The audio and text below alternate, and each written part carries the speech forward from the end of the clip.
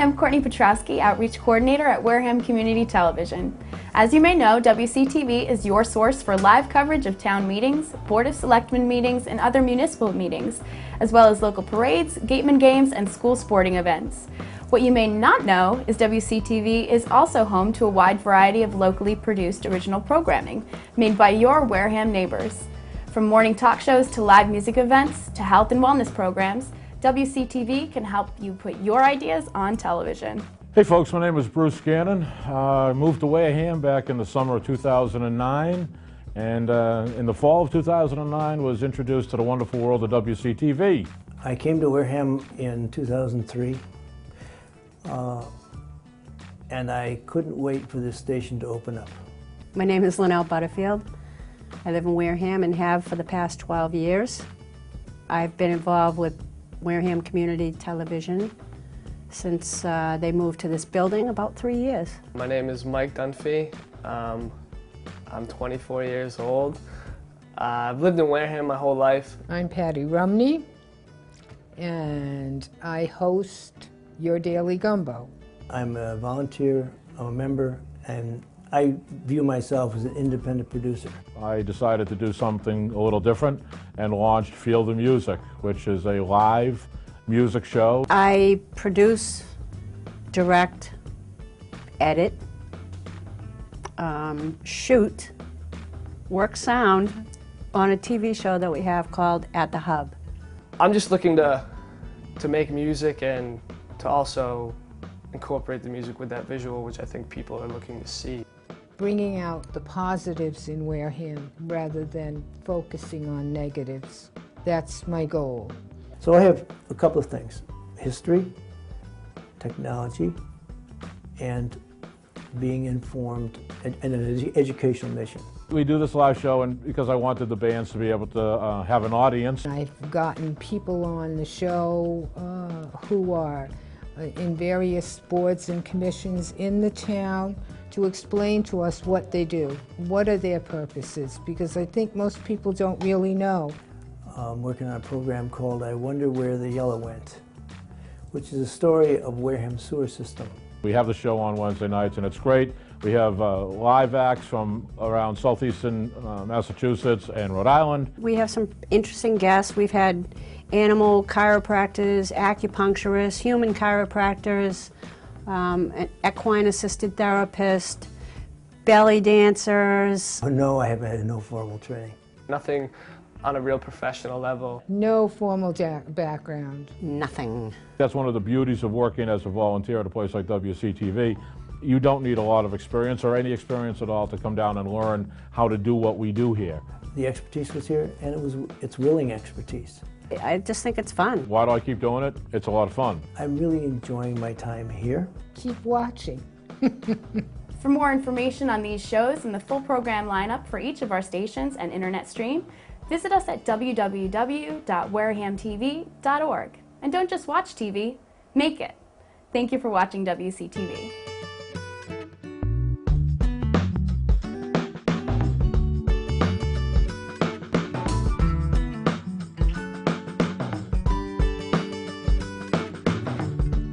Are you tired of paying high bank fees? It's not about the fees, it's really about you when you come here. Why not join PCT Federal Credit Union? Formed by educators and now open to the entire Wareham community. Unlike most banks, the credit union has no annual credit card fees, free checking, free ATM withdrawals, and generally lower loan rates. And we are a not-for-profit organization, which means we can focus on serving members rather than maximizing our profit. Banks didn't know my name. Never mind that I had a husband and a son. Some banks you go, it's banking. You're doing this, you're doing your service, and you're leaving.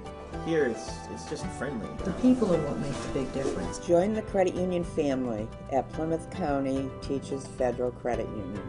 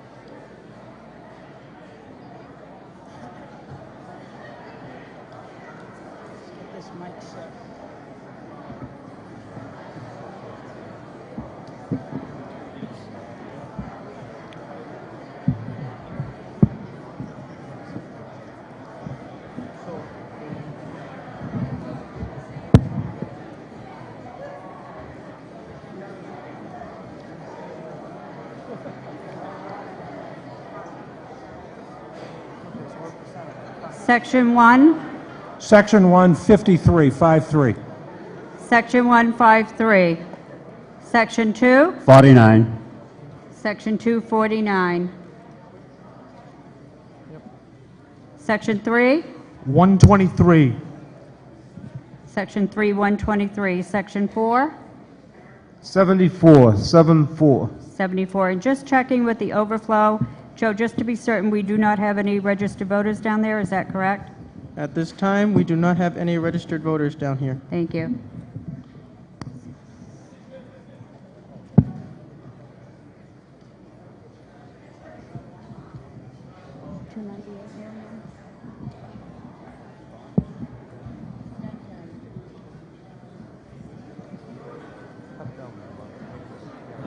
We have 299 registered voters in the hallway. We do have a quorum. The meeting will now come to order.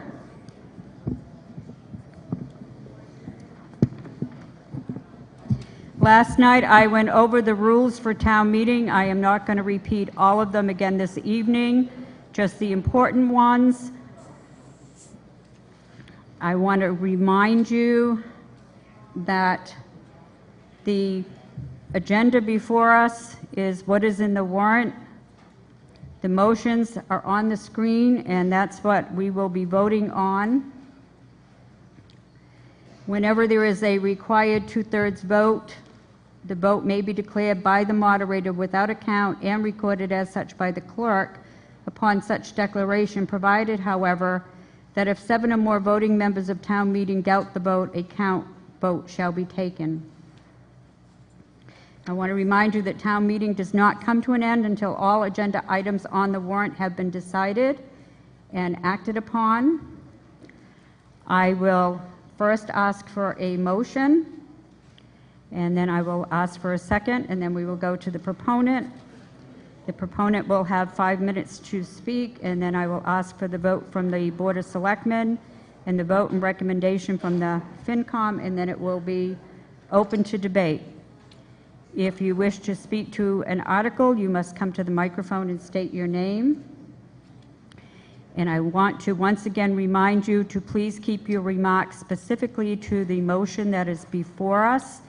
That will help to speed up town meeting.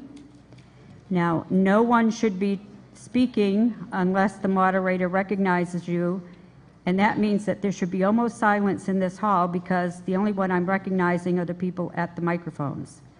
So that should tell you that there shouldn't be any chit-chat going back and forth, and we shouldn't have the rude, inappropriate comments that we had last night if we all remember that that's what the rule is.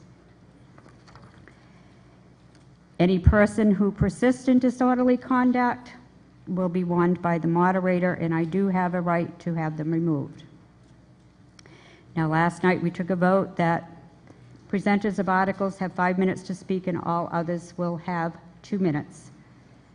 The moderator does regulate and preside over the meeting and decides all questions of order and makes a public declaration of the vote. If there is an amendment that someone wishes to make, you're welcome to make an amendment to the motion. It must be within the scope of the article. There will not be any amendments to the amendment. Our rule for reconsideration is still as it was last night. The photo policy for this town meeting is as it was last night. I have 2 people that have asked beforehand that are with the press. Photos may only be taken from the designated area where the press is sitting, and no photos may be taken during a vote. Please remember, if you need to leave the auditorium for any reason, to use the doorway on my left. That's to maintain the integrity of the vote so that we're going in and out and you can be checked in and out to make sure you are a registered voter. If we do have an emergency, we will use the emergency exits, but please remember to come back in through the main door. Please turn off any cell phones. And there is a sign on the door that says no food or drink is allowed. We've been a little lenient with that. However, last night when the janitors were cleaning up, he picked up 2 bags of trash. So I would ask for your consideration. If you brought it in, take it out with you. Put it in the trash. Last night we were able to take action on 17 articles. So we will begin this evening, but before we begin, by virtue of our charter, I must call for a roll call of all department heads. Finance Committee, Board of Health, Chief Assessing Officer, Community Development, Conservation, Council on Aging, Data Processing, EMS, Inspectional Services, Municipal Maintenance, Planning, Police Department, Shellfish Harbor Master, Town Accountant, Town Clerk, Town Collector, Library Director, Water Pollution Control, School Department. As I said last night, we did complete and take action on 17 articles. I know it didn't seem like that, but we actually did. Our articles are taken by lottery, and it's been asked, how do we do that? Do we do that ahead of time? No, we don't. Once we complete an article, I turn to the clerk. She has a little cage up here with the numbers in it. I watch her pull it, and then I will announce what article we are on. Madam Clerk, if you would please pick our article to start the meeting. Point of information. State your point. Andrea Smith. Some of us are confused by a portion of Dr. Rabinovich's presentation last night. That confusion has created confusion about the total amount of impact of the proposed debt. Many of us will weigh an understanding of the total financial impact in our consideration of other articles such as spinning. Before moving forward, may we clear up the confusion over last night's presentation? It's only 1 or 2 questions. Would you state your point of what your specific question would be?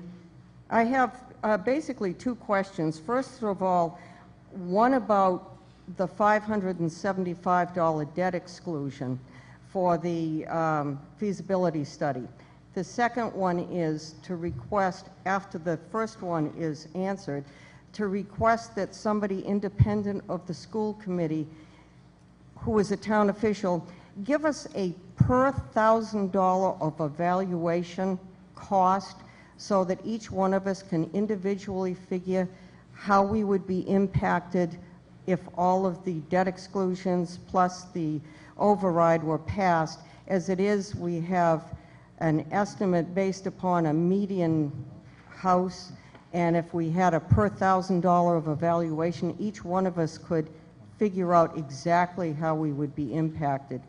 But to get that figure, we need to have the question about the feasibility study answered. I understand your second part of the question, and I certainly, Dr. Rabinovich did give that last evening, and if there is a question about that, I certainly want to clear that up. But I'm not sure how the feasibility study question plays into...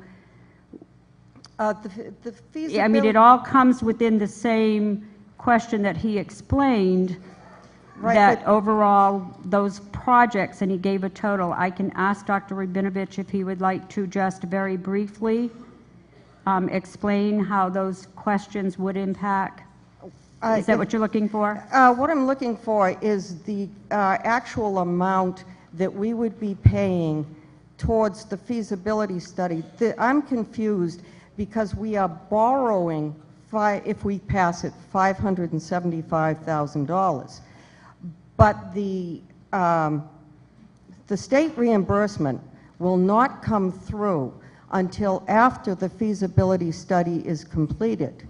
So I would like to know if we're going to be taxed based upon the actual amount that is being borrowed, because it's being borrowed in advance of the study, or if we're going to be taxed upon the amount that we have voted to borrow minus what we're guessing the state is going to be reimbursing us.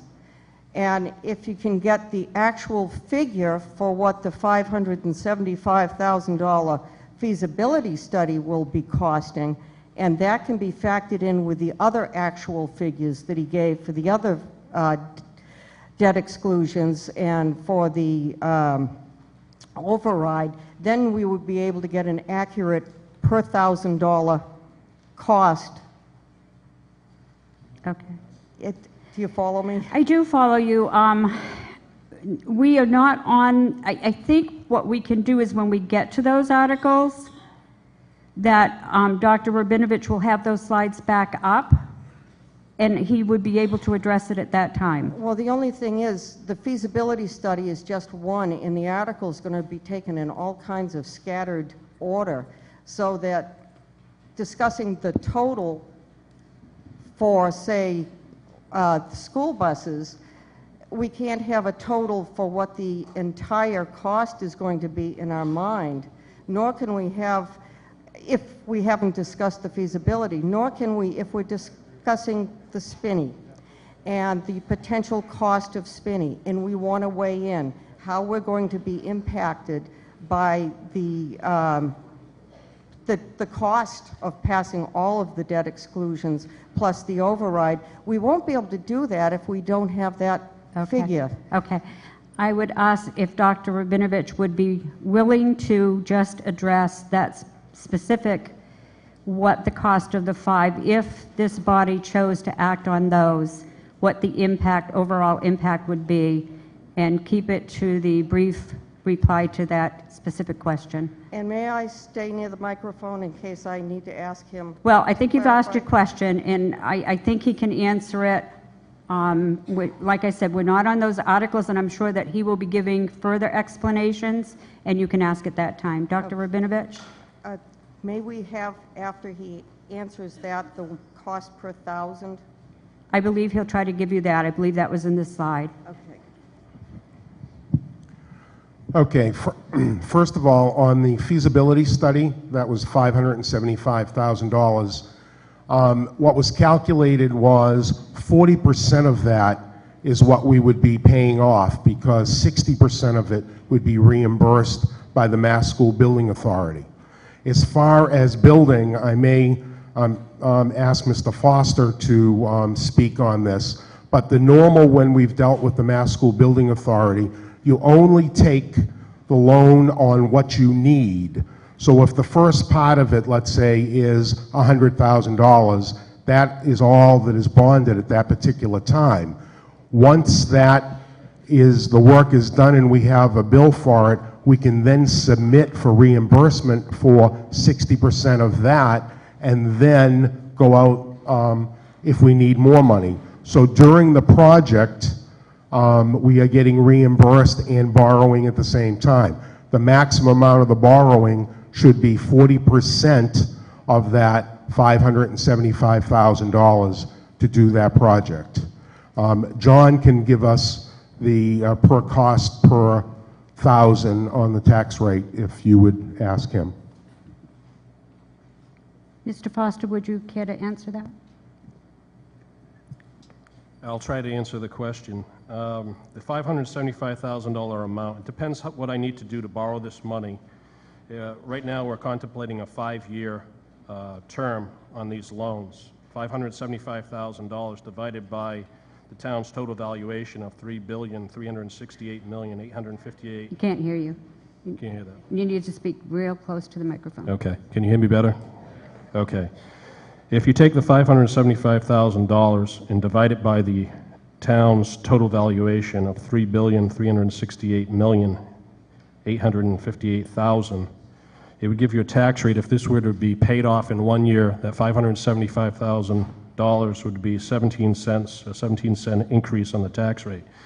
What we anticipate doing, if we need to borrow this money, we'll probably be borrowing this over a 5-year term. That's what we've discussed. So you could break that over the 5 years. It would include all debt and interest. The debt exclusion would be the debt and the interest associated with the loan. So it depends on the loan rate at that time. Right now, we're probably around 2%, 2.5%.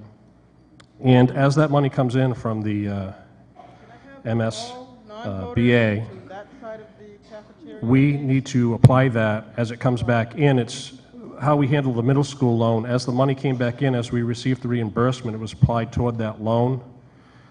So you're not allowed to exclude. Once you start receiving the money, you have to subtract that out of your debt exclusion. So it depends on what we need to do. If we need to borrow the $575,000 to get the reimbursement, as the money comes in, it gets applied to the outstanding loan to pay that off. So if $200,000 comes in, we have $300,000 left to pay. The exclusion would be $100,000. Madam Moderator, if I may, my question about the total cost was for all of the debt exclusions plus the override on a per $1,000 evaluation basis. Do we have that? Claire, excuse me, I have the numbers. I'm sorry. I have the numbers, if you want them. Point of order, Madam Moderator. We did that this morning. Mr. Sylvia, state your point. Madam Moderator, I appreciate all this discussion, and I'm sure that once these articles come up, that we can have more extensive and lengthy discussion from either Dr. Rabinovich or Mr. Foster or whomever. But right now, what we're doing is we are going against the lottery system, because in essence, what we're doing is we're discussing an article that hasn't even been pulled yet, or a group of articles that have not even been pulled yet. So I contend that at this point in time, this discussion is inappropriate because we haven't even got an article on the floor to even discuss. So why, in fact, are we discussing the override articles? So what I'm saying to you, Madam Moderator, is this is defying your own rulings. Thank you, Mr. Sylvia, and I appreciate that, and I agree with you. I just, at the same token, I know that we have a lot of new people here this evening, and I wanted to try to clear up. I know, you know, you want to have the whole picture, but I will agree with Mr. Sylvia, and I think Dr. Rabinovich answered it, and I think I've answered it, Mrs. Smith, that when we get to those articles, Dr. Rabinovich or the school committee will have a dollar figure for you as to what it would cost on each article. So, Madam Clerk, if we could pull the next article, please. Madam Moderator, this is Deputy Moderator. We have a couple of registers in here now. If you would please send them to the auditorium, we have plenty of room for them up here. Very well. Thank you. Article 44 is before us.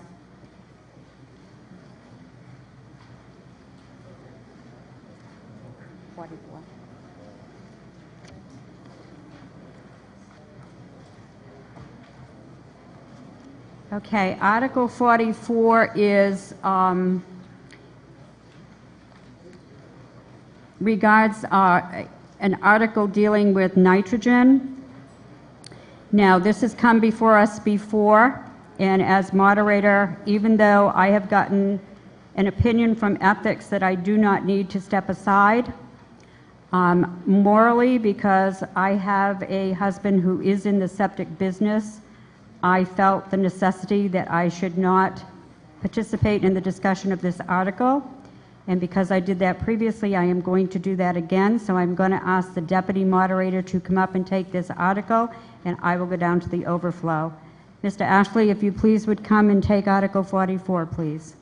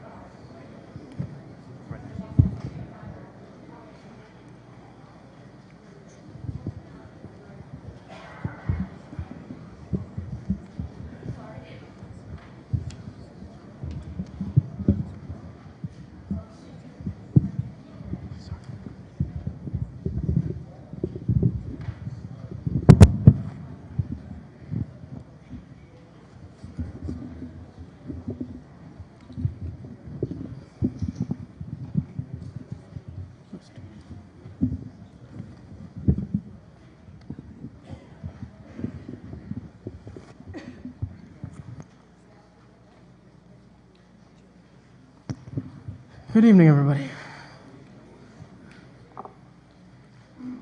Can I have a motion on Article 44, please?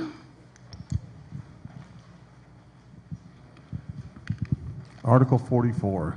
I move that the town vote to approve the article as printed in the warrant. Second. Do I hear a second on that motion? To speak to the article? Yes, sir.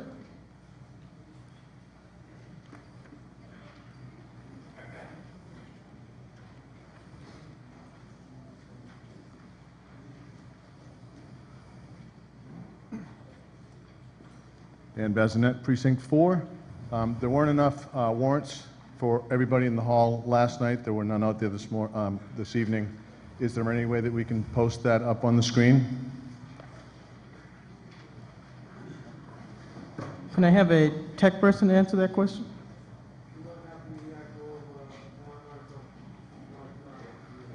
Unfortunately, we do not have the actual warrant article to put on the screen right now. Okay. All right. All right.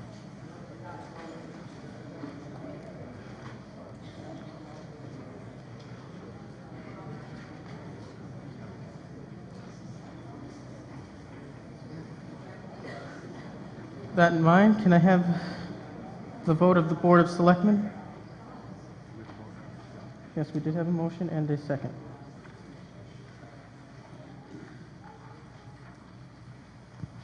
The Board of Selectmen voted favorable action 1-2-0. Thank you. And the Finance Committee? The Finance Committee voted 0, favorable 7-1. Thank you. Mr. Persevich, would you like to speak to the article? Good evening, Eddie Persevich, Precinct 1. I'm chairman of the Clean Water Committee, and this is the article that we introduced. I believe we should have it up on the screen in a moment. But we have a nitrogen problem in Wareham. The Wareham rivers, major river systems in Wareham have been declared impaired by both the state and the federal government, and this is due to nitrogen loading. We're losing eelgrass, loss of fish and shellfish spawning areas, possible fish kills, possible green slime, seaweed, and odors on our beaches. Nitrogen pollution in Wareham has been studied for more than 20 years. The Massachusetts Estuaries Project draft report for the Wareham River estuary has scientifically established that septic systems are the largest source of nitrogen in the Wareham River estuary.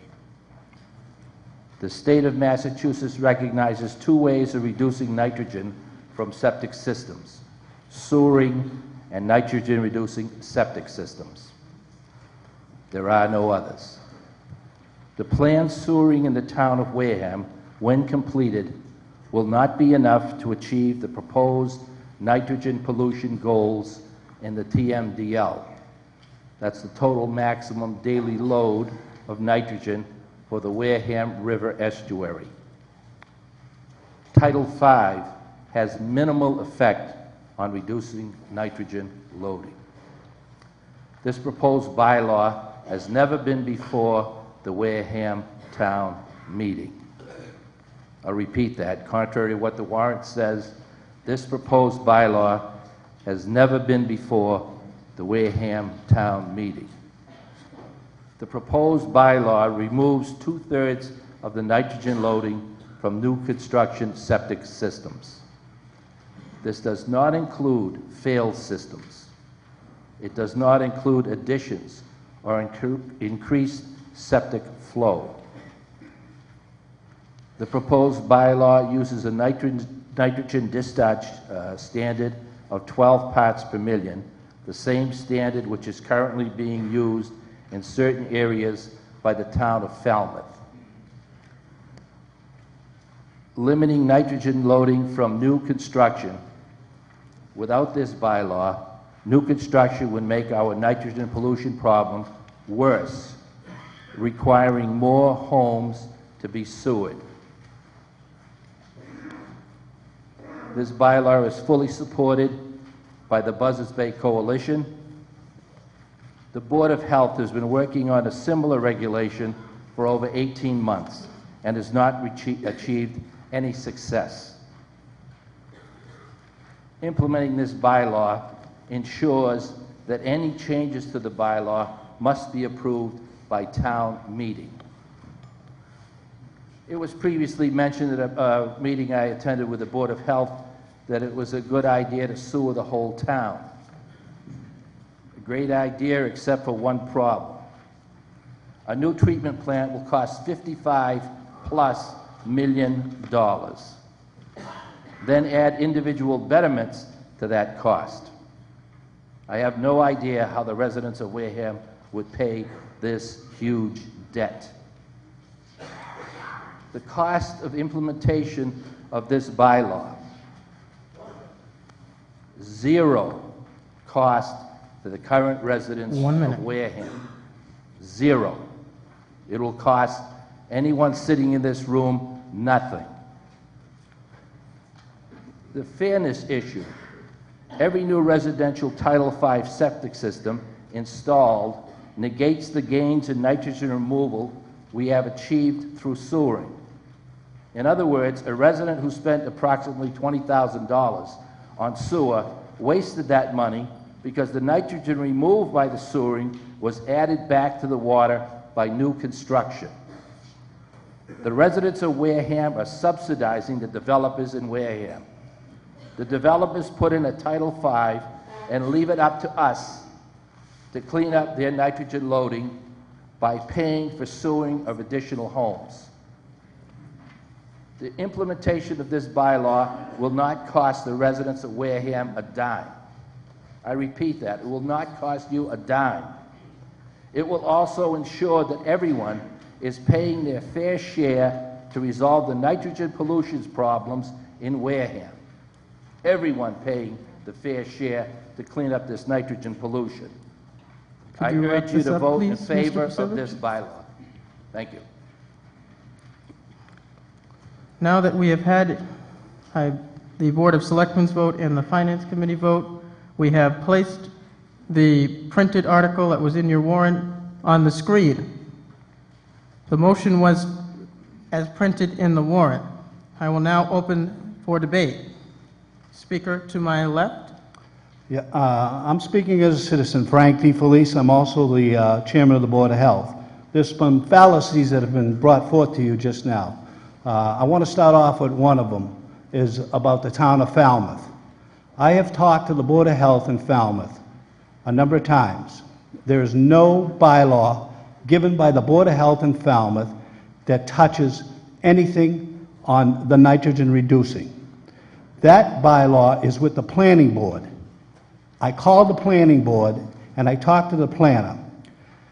They said yes, they're thinking of putting one forth, but they haven't done it yet. It still has to go in front of the people to be voted in. That bylaw was going to be for subdivisions of 5 homes or more in only a certain area in the town. But they said they're going to throw it out because they don't want to stunt any growth in the town. Now, these systems that he's talking about that are going to be going in are very expensive systems. They run anywhere from $20,000 plus the tank and the system. So you're looking at $30,000 or more for these systems. I got to just take a look here. Well, I might as well go on all the alternative systems. The state has said to us, take it easy, don't move fast on this. 19 parts are all that the state has out there allowing right now. And they said these systems are finicky too, that they don't really work to the best, and they're still trying to get them to tweak them. So you're getting systems out there that not only once you have to put them out there, you have to have a maintenance contract, they have to be serviced. You're talking upwards of $30,000 plus. So it really is an impact on the people that are going to be having to put it in. And you're talking about putting it on new growth in the town. Can you wrap this up, please, sir? Pardon? Can you wrap it up, please, sir? I didn't understand what you said. Can you wrap this up, please, sir? Okay. Well, this will be harmful to the town by allowing something like this to go forth. It's too much money, it's a problem, and the town cannot afford, the citizens can't afford something like this. Thank you. Hey, no clapping.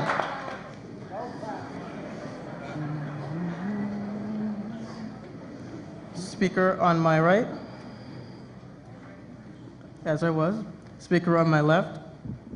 Brock Tucci, 290 Glen Charlie Road. I was on the nitrogen loading committee that met down at Mass Maritime 2 winters ago. You won't see my name anyplace because I wouldn't sign off on the final plan. Many of the Cranberry Roads and septic people signed off just to get it over with. I spoke against this at the meeting, the first meeting. I have documented proof that there isn't a nitrogen problem coming from septic systems. My former campground has been there for 50 years, right on the edge of Agawam River, and I test for nitrogen once a year. Now I test monthly for the last 2 years just to make this point. When I brought this up at the meeting, after the first meeting, I got a phone call from the Board of Health saying DEP wanted to see me. It had been brought to their attention that I was polluting Agawam River with nitrogen. I met with DEP as I was asked, showed them my documentation. I haven't heard from them since. It was told to us at that very first meeting, Wareham River was killed by the treatment plant. The first treatment plant that went in, and I'm sure at a meeting like this, we were told we had to have it. It was going to save everything. The treatment plant killed the river. That should be in the minutes of that first meeting. And then we had to add to the treatment plant, I think costing the taxpayers a lot of money. The point I'm trying to make is make sure of what you're hearing. I think this needs more time. The proponent of the article, I think it means well, but the science you're speaking of is one scientist. It's his idea, and the problem with it is he doesn't believe in attenuation. He says that the soil does not clean out the nitrogen. He's about the only person in the environmental community in this country that doesn't believe in attenuation of all kinds of environmental problems. So you talk about science, yeah, it's there, but it's one person. The state hasn't signed off on this. Everyone's still researching it. So I could go on forever, but I know this kind of a thing is costing a lot of people a lot of heartache and a lot of money, and it's not time yet because we really don't know what we're getting. We put in 2 treatment plants now. We put in a treatment plant and repaired it on the same kind of a proposal. Let's not make the same mistake again. There are other ways to make the town pay their fair share. I agree there, but this isn't the way to do it. Thank you. Hey, stop clapping. My name is Houston, Precinct 6, and I have spoken to a civil engineer to look at my property. Madam? But the speaker on the right was to the microphone before you were. Oh, I'm sorry. Someone else was speaking? Yes. I'm sorry. It's okay. I will recognize you after. I didn't Speaker on know. my right. Thank you. Teresa Tello, Precinct 3. Just a few things about these systems. This probably is the best and fairest bylaw that has come before town meeting, to include just new construction. Right now, we have these systems in this town. And if you've ever been to a Board of Health meeting, they grant multiple waivers for people to use these systems. Engineers and developers come up in front of the board and present these systems to build on smaller, unusable pieces of property that otherwise would not be able to build upon, because these engineers and developers are stating to the Board of Health that they're getting a better system by putting these IA systems in place. You can check out anything. Go to a Board of Health meeting. 5 years ago, I sat through many, and at least 4 waivers per system were being granted so somebody could build on a small piece of property, close to wetlands, close to resources. The problem is they don't want the rules to follow. They want to be able to do whatever they want. We need something like this in place so there are rules to follow, so you can't build on a wetland, So you can't build closer to somebody's property line, so you can't build closer to a resource area. These systems don't work if they're not installed properly, if they're not inspected properly. That is also in here. This bylaw will ensure that that is being done. Right now, it's not. Some of these systems have been in this town for 10 years. Can anybody from the Board of Health tell us where they're located and if they are being monitored yearly? And that's through the DEP. The DEP requires Can you them wrap to be this up, monitored please, yearly. when you get a chance? Thank you.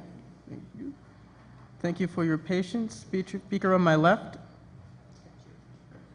Yes, I just feel this is a hardship. Can you please identify yourself, Yes, please? Houston, Precinct 6. I've Houston, spoken. Precinct 6. Yes. Houston who? That's my, oh, Joanne Houston.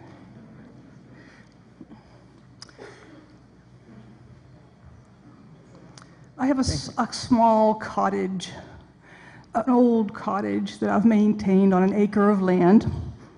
The only value is the land. And I've spoken to a civil engineer. He looked at my land and this hill it's on, and he told me it would cost minimum $40,000 plus $2,000 a year in maintenance and fees. Now he's in the business, he should know. It's a burden to me to consider selling and placing this on me. This is the only, equity I have. If I had a sewer line coming into town, I'd be happy to contribute my $20,000 to participate in the fair plan. But this is way too aggressive. I'm asking for some leniency. This is just too aggressive. Please take it slower, more reasonably. That's about it. Thank you. Speaker on my right, Mr. Larry. Through you, Mr. Moderator, to the proponent, you made the statement that it's going to cost $0 to all the taxpayers. But well, go ahead and answer that. I'm sorry. Yeah, that's correct. All right, so there's no enforcement at all. There's no one going to be, the Board of Health, who's going to enforce this, and is there no additional cost for the people that are going to do the enforcement? To answer the question? To answer the question through you. If you notice in the bylaw, there's a $50 fee which can be used to contract out the monitoring. And the discussion is that it will be contracted out, and the monitoring will take place by the Buzzards Bay County system that's already has this in effect, and they will just monitor all of the systems here. The only additional requirement is that if a system is failing, that the local Board of Health will have to go out and check it, which will be minimal. So, one more time. So the Board of Health, other than if something's failing, has no involvement in this at all? If they contract it out, no. So if they contract it out, there's cost? It's paid by the operators at the $50 fee. Okay. Thank you.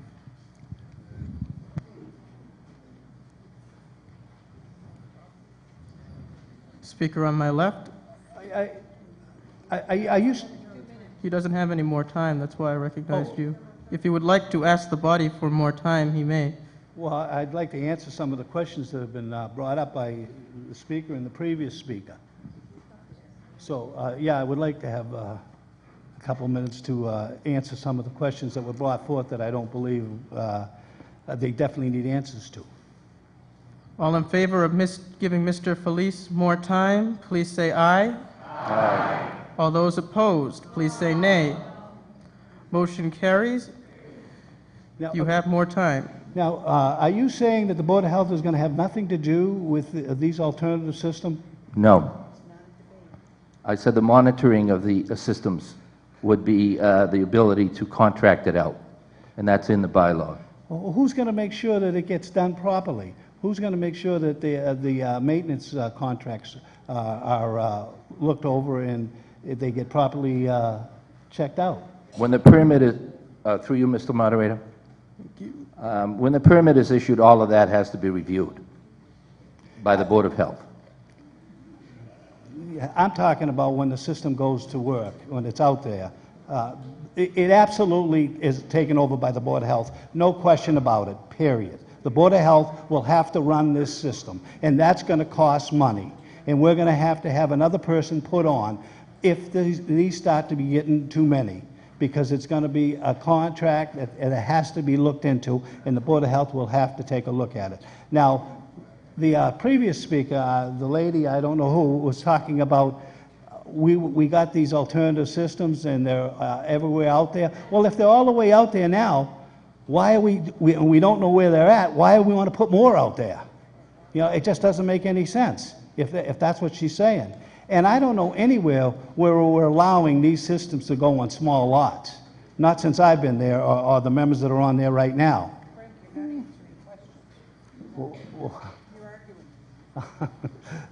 Oh, anyhow, I'm just saying that this is not going to be good for the town. This is a costly thing. It needs to be looked at. The DEP, Department of Environmental Protection, told us to move slowly with this. Don't jump into something like this, and especially at 12 parts per million. There's no system that can get that. Mr. Moderator, if I may have some time to rebut some of those issues.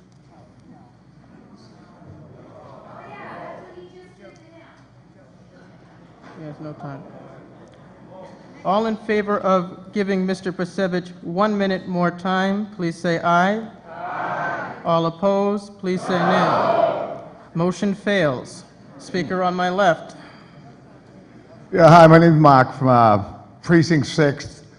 I moved up to this area and bought a home, and before I moved up here, I was down in Florida, and I have nothing to do with the pro or the con on this, but now I'm a homeowner. I'm a builder down there without a license. I used a license to do it, but I did work with the county. I'm not seeing a nitrogen level. I'm not seeing any facts. I've read through everything that I've heard, but I think I'm hearing like global warming or something like that, you know. I think I need, as a homeowner, more facts before I could vote yay or nay.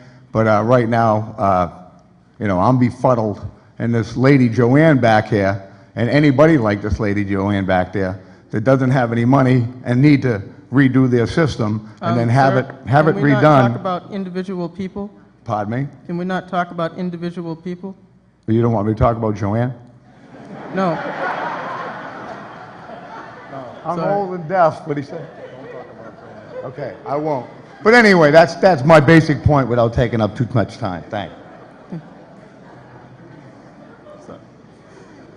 Speaker on my right.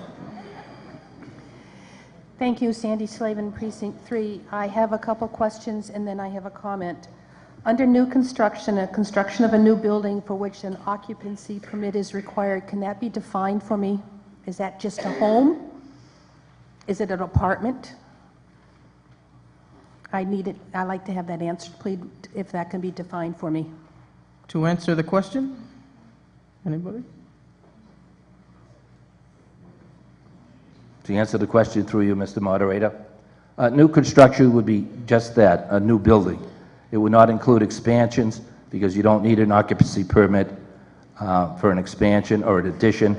It would be a new building, whether it's residential or commercial, would require this type of a system. Thank you. Follow on that, for a residential or commercial, how big of a system would someone need if they're putting in Westfield, a Walmart, who may not be able to hook to our system, our sewer system? I'd just like to know how big of a 12 parts per million system do they need to build if they're a business coming into town? To speak to the question. To answer the question through you, Mr. Moderator, the size depends upon the flow. These systems can go from an individual home to a system as big as Westfield to handle the whole thing. They just build it bigger to handle it. And as the system gets bigger, the amount of nitrogen comes down, so the 12 parts per million wouldn't even be a consideration. These larger systems get anywhere from 3 to 5 parts per million. Thank you, Mr. Pasevich. Thank you. Now I have my comment. This bylaw is to be controlled and monitored by the Board of Health, if I understand. I believe they are the ones that should write their own bylaws that they are going to be required to enforce. Thank you. Speaker on my right.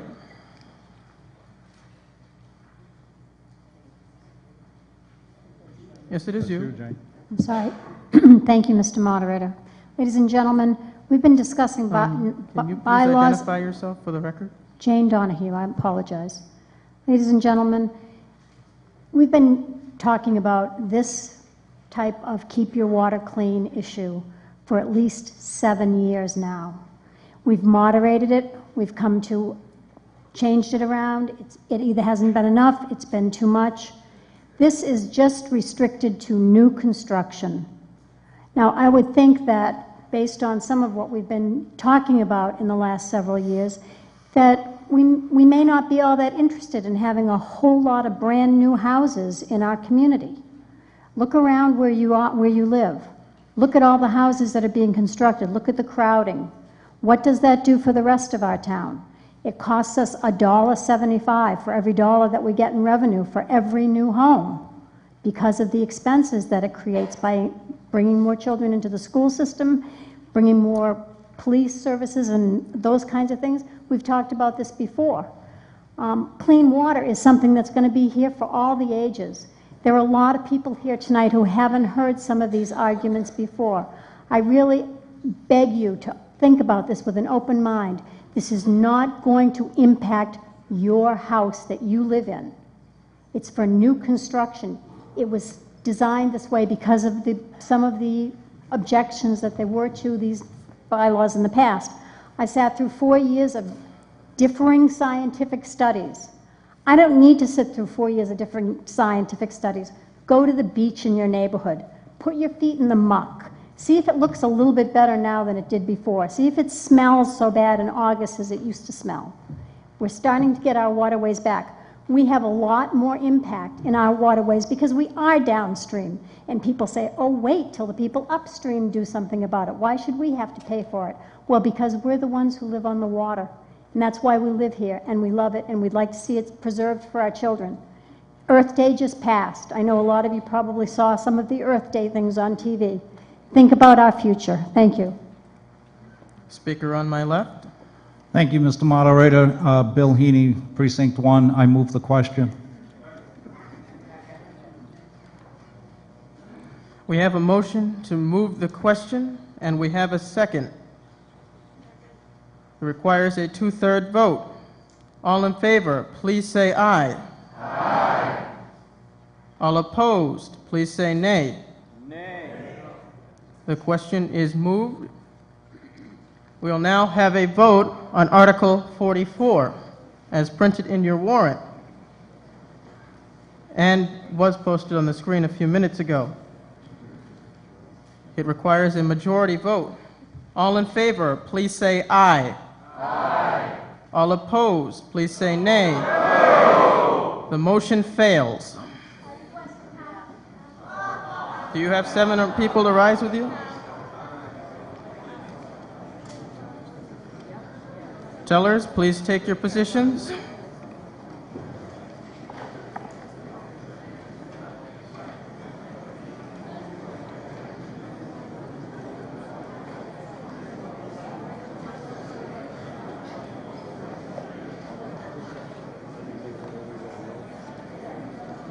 All in favor, please raise your card.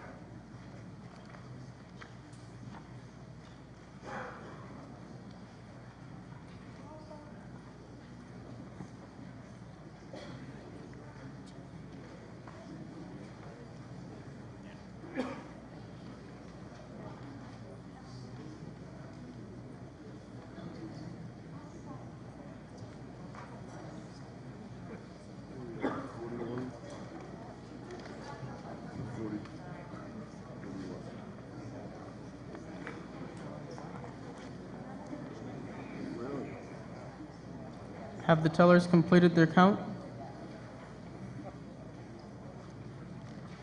No?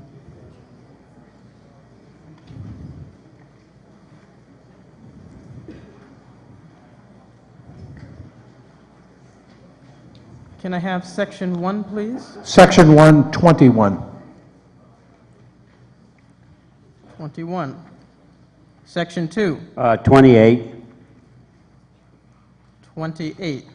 Section 3. Section 3, 41, 41. 41. Section 4. 8. 8.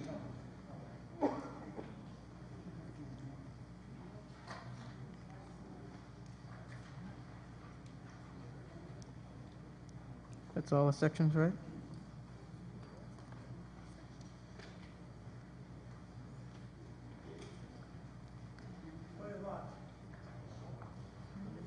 We're in the middle of a vote. There were no registered voters in the overflow at this time. I have 98 for. All those opposed, please raise your cards.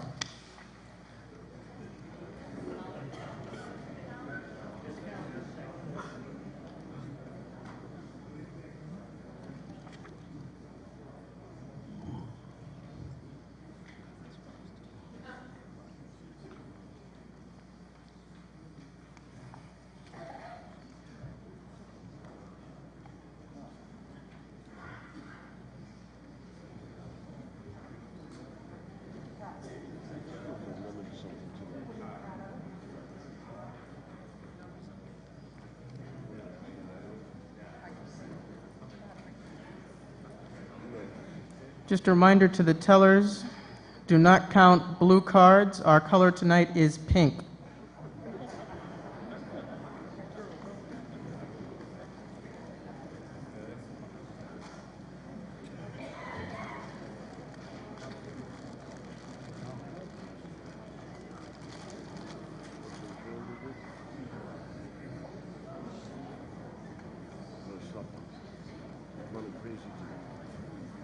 Candy for him?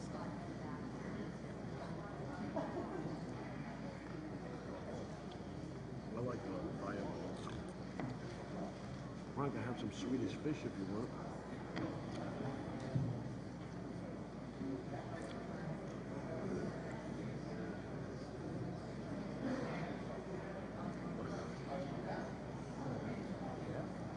Bonnie was so mad last night. I knew she would. Doing the Elvis now. She was so mad last night. She was ripping. Did your wife get off okay this morning?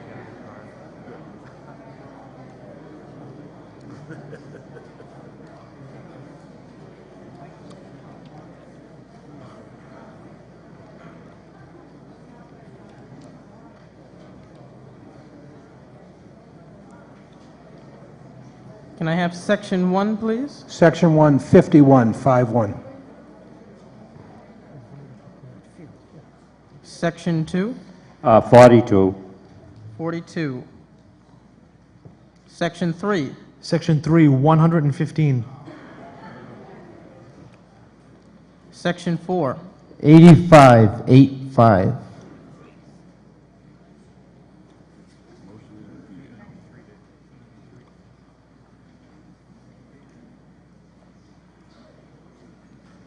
$293.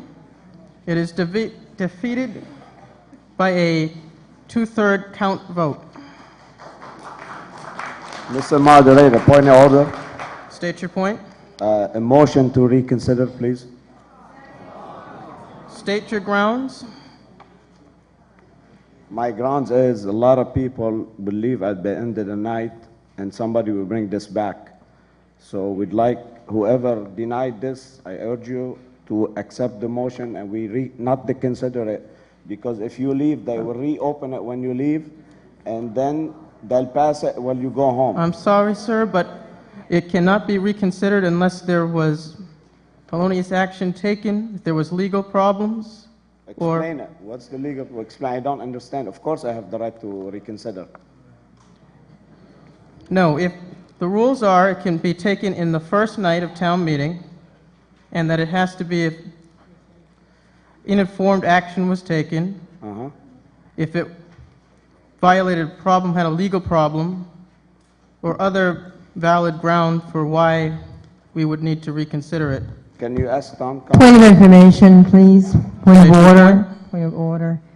Unless this gentleman voted against this, he cannot speak. He has to even ask for a reconsideration.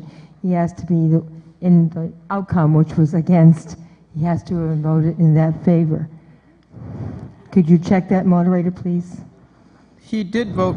I'm pretty sure that he voted have on the to ask correct him. point, but I was already going to deny it anyway. He just asked. Okay, so you you can't grant reconsideration to anybody. That's what you're saying, right? Not right. Not unless there is valid cause for me to say, okay, let's reconsider this article. Okay, can you ask town council? He's next to you. I don't have to yield to town council, but I will yield to town council. You don't have an answer for me. Mr. Moderator, through you to the previous speaker, under Chapter 39, Section 15, the moderator determines the rules of order and procedure for the meeting. My recollection of the statement of the rules in yesterday's session was that reconsideration would not be allowed unless there was a procedural error, a legal error, or there was some new information. All right. Well, I urge everybody who vote against to stay here.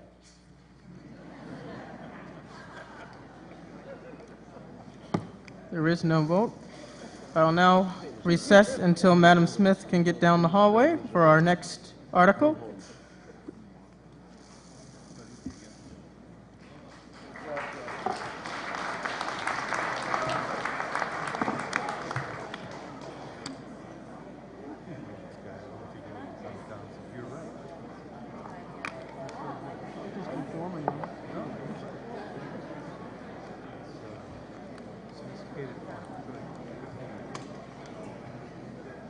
Just so you guys know to flip in your manual, the next article will be Article 10, 1-0.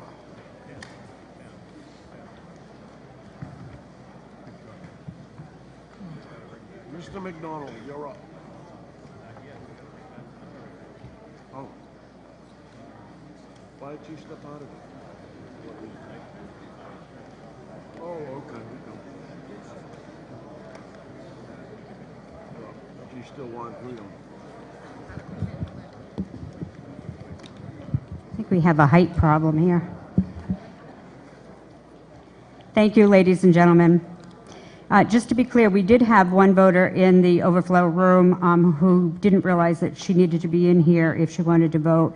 She's working on a project, and she will be coming here to act on other articles and vote in a little while. Next article.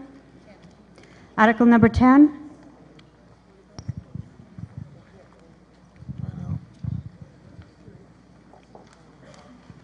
May I have a motion on Article number 10? Madam Moderator, I move that the town vote to appropriate $6,520,304 from the Water Pollution Control Enterprise Fund, salary wages, $751,384, expenditures includes debt, $5,255,920, with reflected of $513,000 revenue offset in accordance with Chapter 44, Section 53F and a half of Massachusetts General Law to defray the operating and capital expenses of the Water Pollution Control Enterprise Fund for the fiscal year beginning July 1st, 2012 and ending June 30th, 2013. Do I have a second? To speak to the article?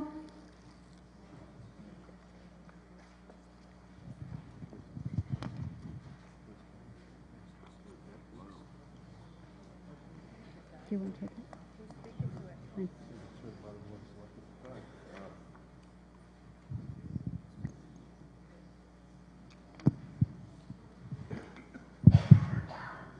Madam Moderator, through you to the body, it's the article for the Water Pollution Control Facility.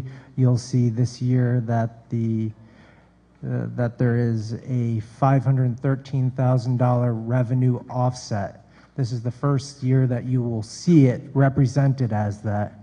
The reason that we are doing that is to make sure that we are within the regulations of the Department of Revenue, to make sure that they will count that money towards our local funds. If we did not put it in that way, it would actually, we would not be able to consider those funds. So that would be the first year of this change. Thank you. May I have the vote of the Board of Selectmen? The Board of Selectmen voted favorable action, 3-0-0. May I have the vote of the Finance Committee and the recommendation? The Finance Committee voted favorable action, 6-0-0. Thank you. Is there anything to be said on Article 10?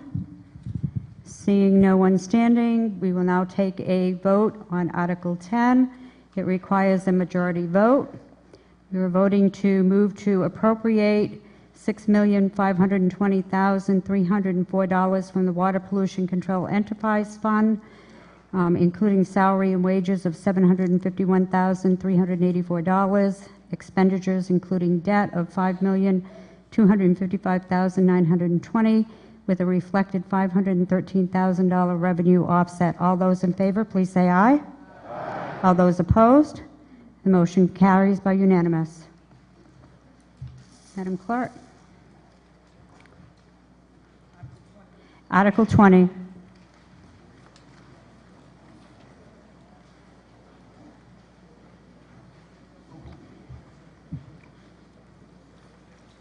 Article 20, may I have a motion?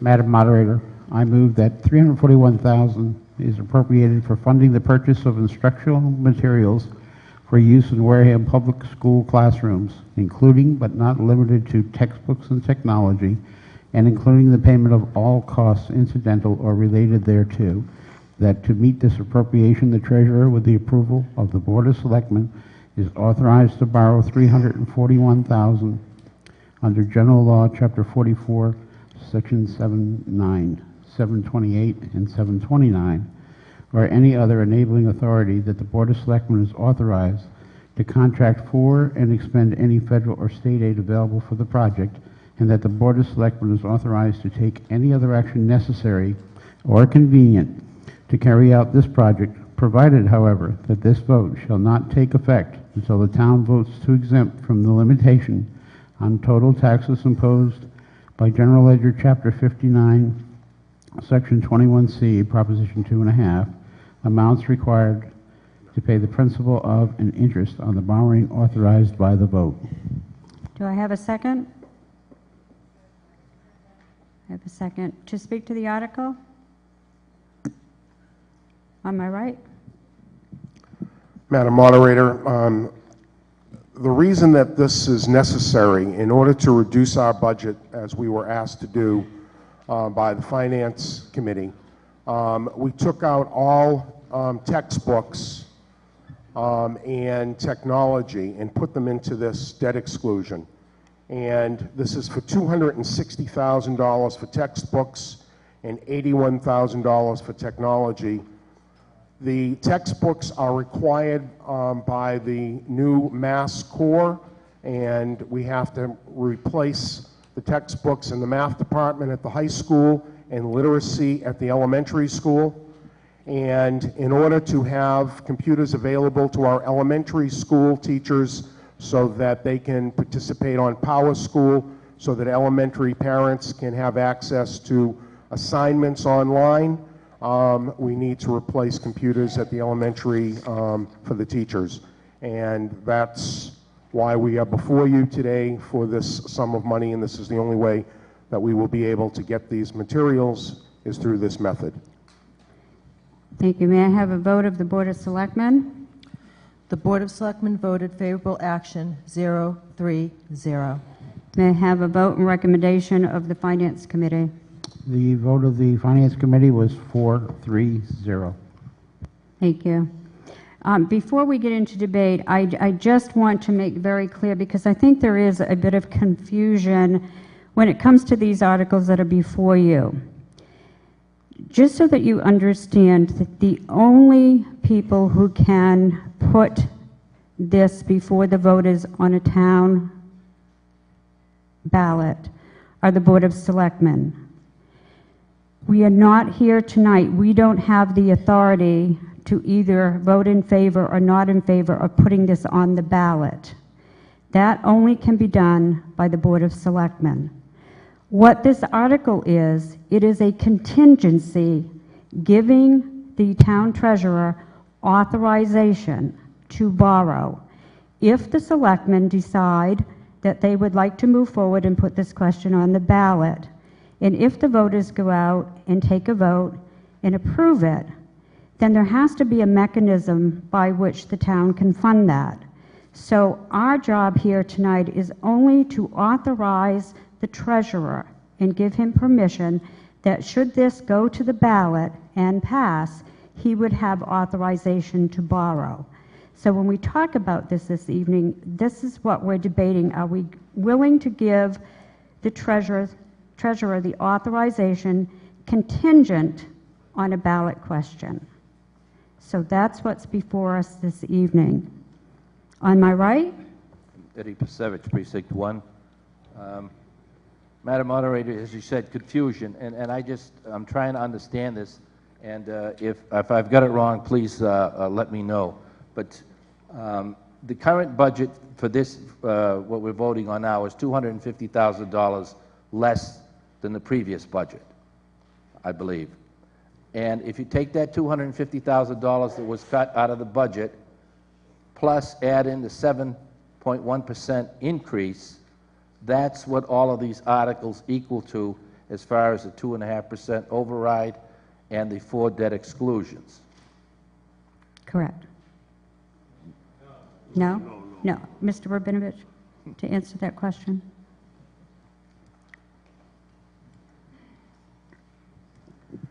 The difference between last year's funding and what we felt was needed to run the school system was $1,800,000. What we were funded was $250,000 below last year, which gave us a deficit of $2 million from what we felt we needed. This article makes up $341,000 of that, brings us above last year's funding by approximately $90,000. Thank you. Madam Moderator, that didn't answer the question. I'm trying to get a picture of this entire operation. I understand this is just the one article, but all of the articles, all the debt exclusion, and all of the Proposition 2.5 override, that equals the $2 million, which would include the $250,000 plus the 7.1% increase. Yes or no? To answer the question, Mr. Heath, do you rise to answer? No? To answer the question? The answer is no. The answer is no. Okay. Is there anyone who can answer the question? Mr. Sweat?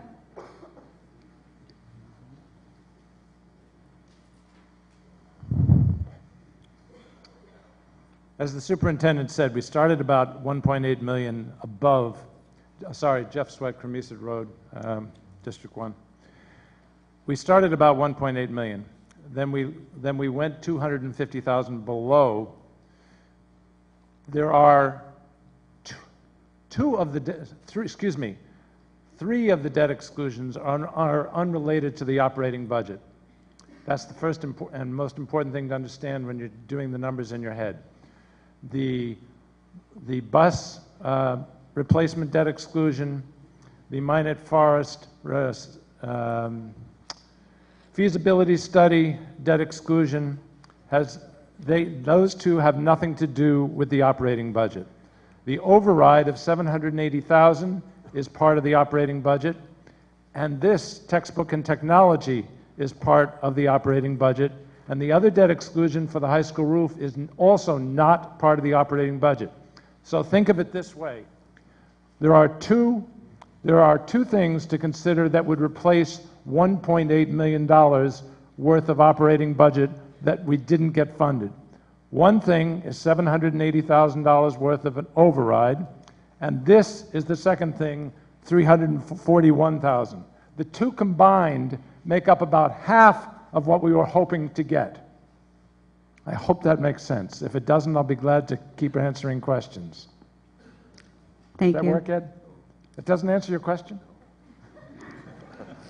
I'm sorry, but the debt exclusion totals $1,386,000, and the 2.5 override totals $780,000, which is a little bit over the $2 million that we're trying to replace. No. No. 780 plus 341. In the microphone, Mr. Sweat, please, so we all can hear. 780,000 plus 341,000. By my math, that's about 1.2 million. That's of the 1.8 or so. I guess when I said half, it was a little more than half. Of the, excuse me? Of the 1.8 million, the debt exclusion and the override covers about 1.2 of the 1.8 that we were initially trying to get. It's the best I can do, folks. I'm not sure what else I can tell you. Thank you. On my left? Stanley Andrews, Cranberry Highway. We're asking for $341,000 this year. Is this solving our problem? What's going to happen next year? We're going to need $341,000 again, $341,000 the next year. The next year, this could go on forever. I would like to have the problem solved. And then I'd give you the 341 if the 341 is going to solve the problem. But that's not going to solve our problem. All we're doing is kicking the can down the road. Thank you. Mr. Heath?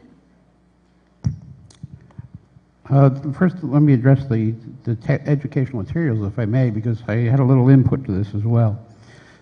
These are two new mandated curriculums. One is Math High School, and the other is elementary literacy. Normally, textbooks are part of the budget on a replacement basis. These are not replacement books. These are new programs. Computers in the past, they pretty much tried to include them in the operating budget. However, computers by many, many towns and cities are handled as a group, just as in a business. Instead of handling them as individuals, if you're buying 90 of them, you put them together and you pay them over the 5 years of their useful life.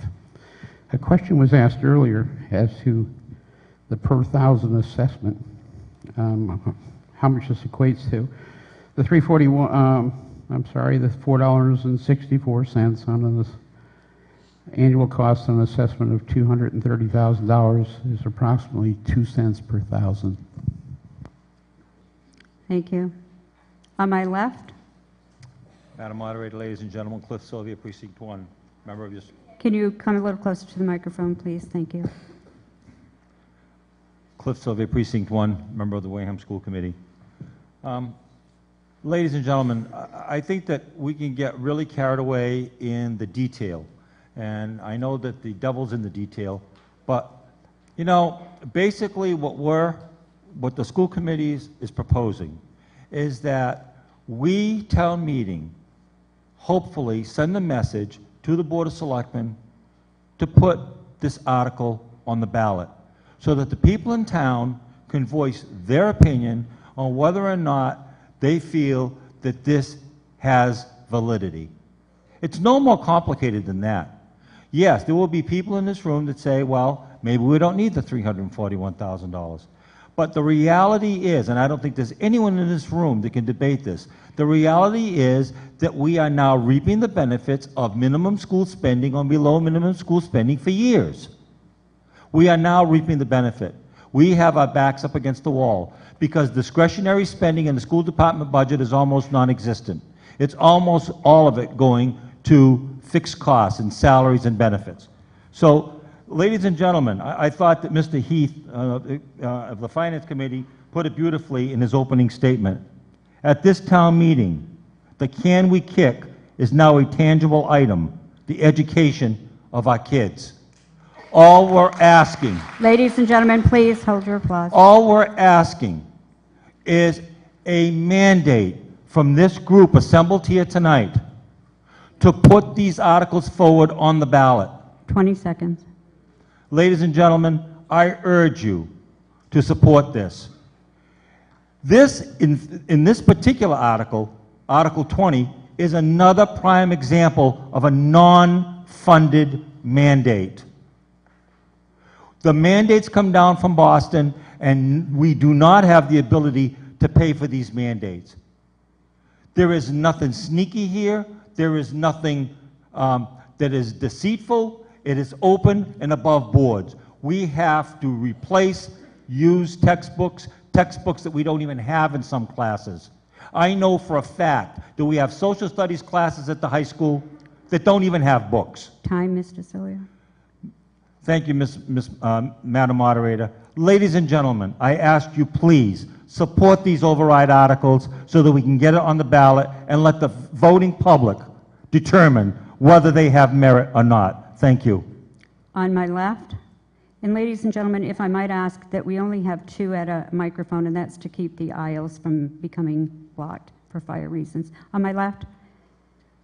Thank you, Madam Moderator. Margaret Ishihara. I just wanted to follow up on a point that Mr. Sylvia sort of answered. And that would be, if it's up to the Board of Selectmen to decide whether these various overrides go on the ballot or not, my question to the Board of Selectmen is, what is your intention? Are you going to wait to see what happens here? You've already voted, evidently, unfavorably on this particular article, but I'm just wondering, what is your intention? If, for instance, this article passes here, does that change your mind? Do you look at that as advisory? What's your point of view? I want to put that in your court. Mrs. Ishihara, you're welcome to answer, and it will be up to the board as to whether they wish to answer the question. The answer is that the Board of Selectmen is not currently in session. We will not deliberate any of this information in public. Thank you. Thank you. On my right. Madam Moderator, my name is Victoria Miles of 3 Tinkers Lane. Yeah, I'll just do this. And yeah, so I live on Tinkers Lane. And I would urge the people in this room to consider voting against this article. And the rationale that I have for that is I know something about school textbooks.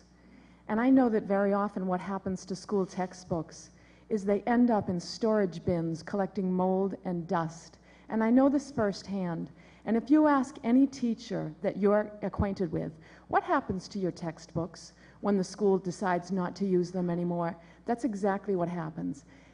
Please also keep in mind that there are programs that the textbook companies offer schools which involve piloting a program. And the pilot of the program, they will give you X number of textbooks and also give you software. And so you can do online textbook with students and keep a classroom set. Gone are the days that every student needs his or her own textbook. This $341,000 is exorbitant, especially in the area and the arena of textbooks. With the Common Core standards now coming out, the teachers themselves haven't even studied the Common Core standards enough to know what is and is not a good and appropriate textbook at this time. I think the textbooks can last a little bit longer until we know a little bit more about the Common Core standards. That would be my urging on the $341,000. Thank you. Gentleman on my left. Thank you, Madam Moderator. Bill Heaney, Precinct 1. Ladies and gentlemen, as I think about this article, to me it's a no-brainer, and it is a no-brainer because essentially all we're doing is allowing the treasurer to borrow $341,000 if the Board of Selectmen decides to put it on a ballot. And if, after the Board of Selectmen puts this question on the ballot, the town voters actually vote for it. Other than that, this article is moot. The treasurer cannot do anything. If we want to send a message to the Board of Selectmen here tonight about the mood of this town meeting towards the article, then I suggest that when it's time to vote in the affirmative, that we all give a resounding aye in the affirmative so that the Board of Selectmen hears this loud and clear. But I think that this article is just a simple article in and of itself, again, to authorize the treasurer to take action. Thank you. Mr. McDonald? Just a couple things. Well, number one, as interesting enough, we had a discussion about that today, a couple of us. The problem is, it's great to think about it being online, but you got 12-year-old technology. Something has to be done about the technology. It's absolutely atrocious. And our children are going to go into the real world later, not being technologically savvy, if you will. But this is just to authorize the treasurer to borrow in case it passes. There's things down the line, and I agree, technology is the way to go. Pilot programs is another example, but that can be trued up after the fact. We need to look at the revenue to do this. Thank you. On my right? Thank you, Madam Moderator. Stephanie Wallace, District 3. I am a Wareham public school educator.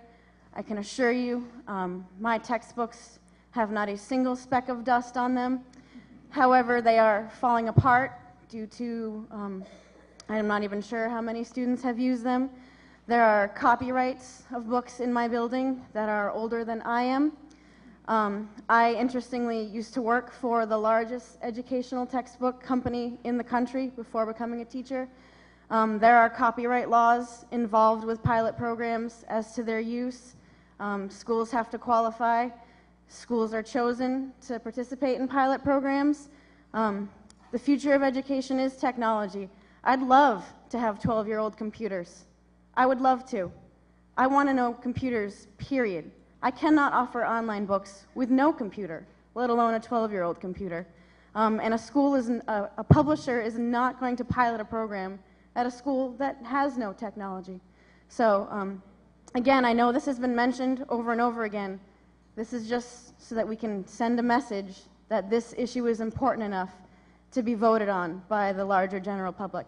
And I think that cannot be emphasized enough. Thank you. Thank you. On my left, ladies and gentlemen, please. On my left. Donna Ashley, Precinct 6. I simply want to say to the body that is here, these are our children. They are our kids, our teenagers. My son went to school for 12 years in this town, actually 13 with kindergarten. And we need to give them what they need. I don't think it's being asked, you know, our costs go up, everyone's costs go up. But I've been involved and continue to be involved with the education system in town. And there is a dire need. Without textbooks, these kids are not going to be prepared when they leave this high school in 12th grade to go on to college and to be who they can be. Let's stand behind our kids. Thank you. Is there anything for, ladies and gentlemen, please, please. I realize it's a very passionate subject, and I'm just as passionate and understand, but there will be no applause for any speakers, either for or against. Is there anything else to be said on Article 20? On my right? Thank you, Madam Moderator. Brenda Ekstrom. I have a question for the school committee or the superintendent. If this article passes here, and even if the Board of Selectmen asked to put it on a ballot, I assume it's going to be a special election that we'll have to have for it because we'll want the money for the next fiscal year. If it fails at the ballot, I've heard the words that this is mandated, it's an unfunded mandate. What happens at that point? If it fails at the ballot and we have $341,000 that we're required to supply, will there be cuts at that point? I mean, I would think that if you have a mandate that's something that's a requirement, that should have been one of the first lines in the budget, not one of the last ones. So I'm just wondering what will happen if that happens. Would someone like to answer the question? Dr. Rabinovich?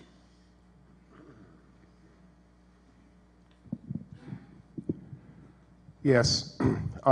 It is a mandate that we need these new textbooks, but if the money isn't there, we're either going to have to cut something else to get them, or we won't have them, and we'll have to live without them. So at this point, it can't be answered because it's going to have to go before the school board and be discussed further. Thank you. Okay, so something else will have to be cut, but we're not going to say that this was the first line. Okay, well, then just my one other comment is that I understand that everyone needs to make a living and everything, but I think that when you go in the annual report and the top 20 school department employees... Mrs. Ekstrom, the question before us is whether or not to authorize the treasurer to have authorization to borrow. That is the question before us. That is the subject matter that we should be speaking to. Okay, so it has nothing to do with where money should be spent? Okay, No. thank you. I understand. Thank you. Gentlemen, on my right. Yeah, Madam Speaker, Mark, Precinct 6 again. I just want to let everybody know that some of us are on budgets that have to approve these.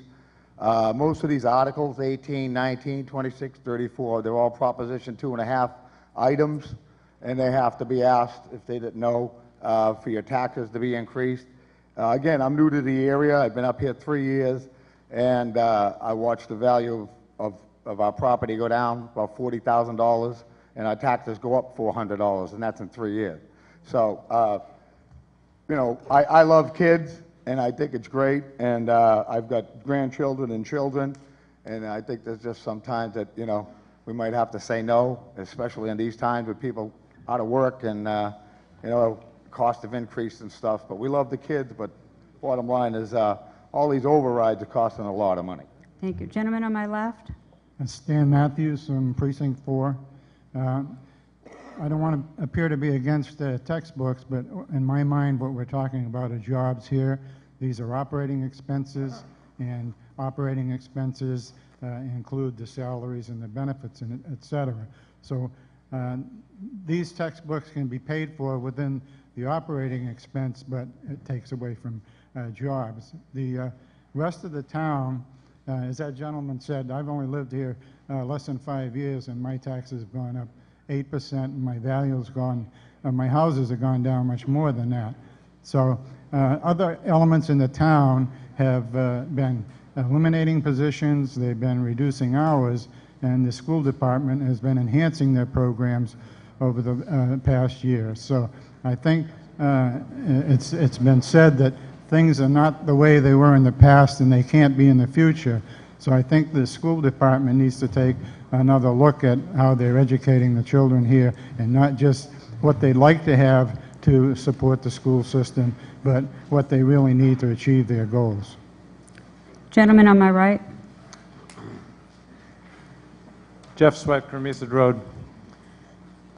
First, let's be clear how we came up with $341,000 for textbook and technology as opposed to leaving it in the operating expenses.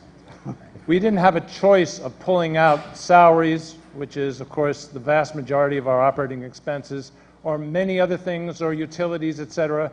Those could not be put into a debt exclusion. Legally, it would have been inappropriate. We were advised that this is a legitimate thing to put into a debt exclusion because, in fact, it has a useful life far beyond a year or two, and it's fairly expensive. If I was sitting in this audience and I knew nothing, and I was brand new to this town, there is only one reason that I would vote against this, and that is if I thought the school was wasting money. That would really get me to say no, to make a point. And as a school committee member, and every other school committee member who voted unanimously for it, we know that we're not wasting money, and it's going to cost us, just like everybody else in this room, the 2 cents per thousand that was quoted by the chairman of the Finance Committee. So the fact is that since we have been growing for the last 12 years, the budgets that you see every year at less than 2% a year, this is not a problem of overspending. As a matter of fact, if anything, we are underspending our children because a significant percentage of that 1.8% is going to offset things that we don't control. 20 seconds. And Mr. Sweater, if I could ask you to stick to the subject matter, which is, shall we authorize the treasurer? I urge you to support this. Am I right? Michelle Langford, District 4. I would just like to ask, does it really matter what we vote tonight if this is going to be on the ballot? And if we approve all this, is it going to make a difference? If it does, what we do tonight, is it going to count? It will count, and I will try to explain this again. This article is an authorization so that if the selectmen choose to put it on the ballot, and if the taxpayers of this community go to the polls and vote, and they vote in favor and pass this, then the treasurer will have the ability to go out and borrow that amount of money. Now, if the selectmen decide they want to put it on the ballot and the voters come out and they vote against it, then this treasurer will not be able to borrow. It's a contingency article. He can only borrow if this passes on a ballot question. So why are we discussing it tonight? Well, there's two reasons. If we don't do that, and if the selectmen choose to put these questions on a ballot, we would have to have a town meeting to come back and authorize the borrowing. So it's just to do it in advance, contingent on, if the selectmen choose not to put this on a ballot, that's what I meant. then this is just, it's moot. The moot. treasurer would not be borrowing any money. Is that correct, Mr. Treasurer? That's correct. So that was my question. If they don't put it on the ballot, then all this discussion is a waste of time? Yes. It's not really a waste of time. It's to prevent us from having to come back and have another town meeting. Should the selectmen decide that they want to put it on the ballot and people vote in favor, we would have to have another town meeting. This is just to prevent that, because since we are having a town meeting now, we can handle it now. I'm still not clear. If they don't put it on the ballot, okay, I really don't quite understand that, but if somebody could clarify it a little better, I'd appreciate it. Gentleman on my left. Look, it's been said about 4 times. I'm prepared to move the question only because how many times do you want to explain this to everybody? That's all. So I move the question. I have a motion before us to move the question. It requires a 2/3 vote. All those in favor, please say aye. Aye. All those opposed? It passes by 2/3 vote. We now have Article 20 before us.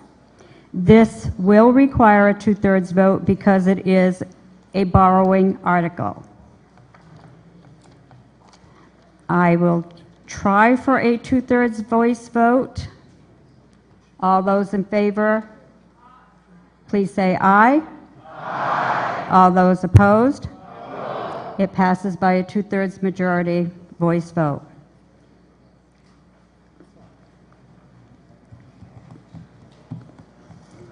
Madam Clerk? Article 21.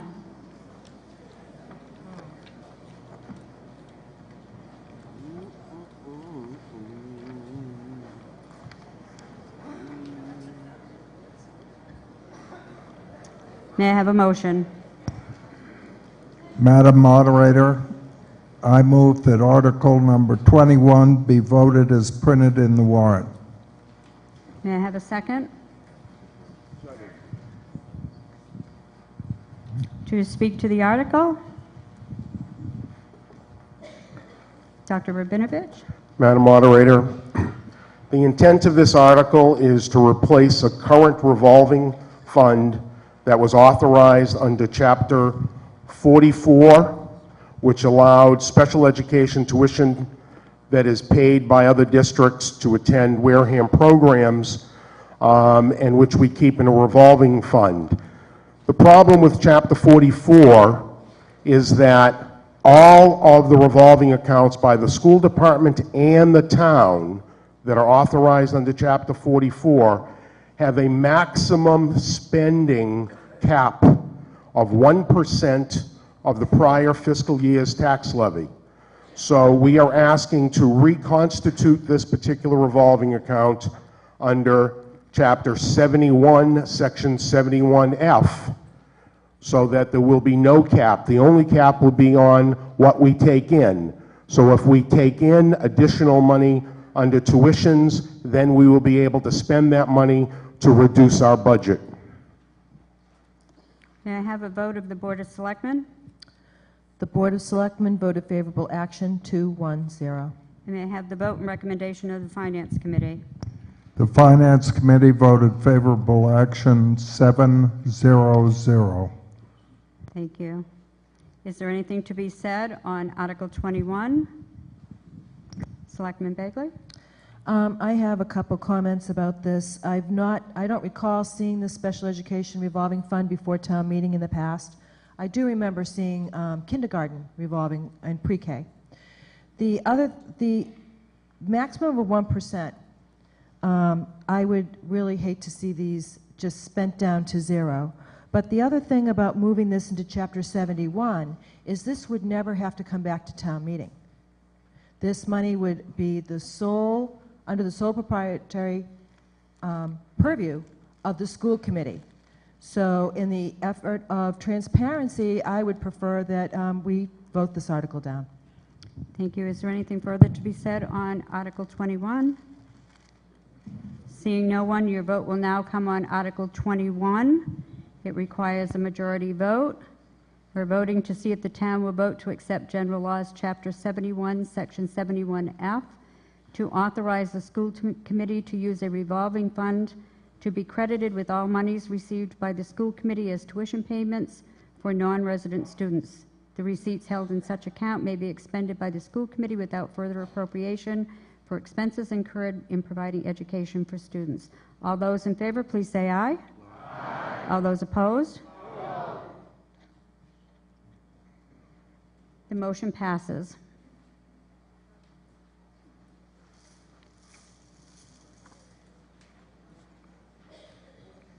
Article 49. Point of information, please.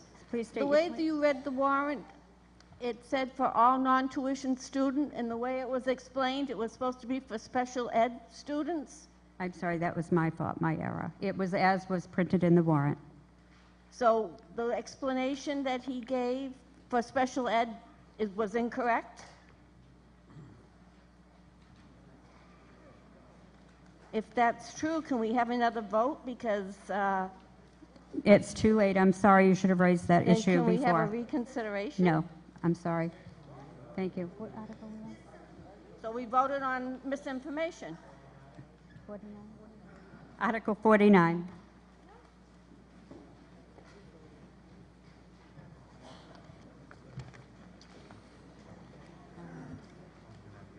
Yes, okay. Article 49 is a petition article. I believe we have, let me see if I can find. The young woman who was the first signatory on the petition to my left, if you would give us a motion, please. Yes, Elizabeth Barajic, Precinct 2. Madam Could you speak into the microphone, please? Elizabeth Barajic.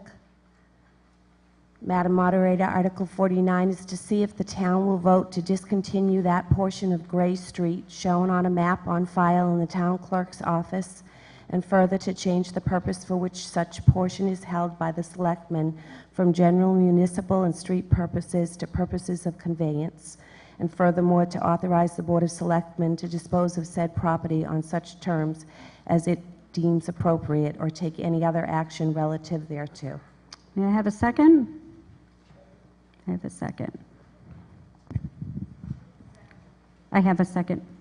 Would you like to speak to the article, or do you wish to ask for courtesy of the floor for Mr. Rotella? I can speak to the article, and then I was going to ask for courtesy to the floor, whichever you the prefer. problem is going to be that the proponent only has 5 minutes, so I think you need to decide which one of you would like to speak to the article.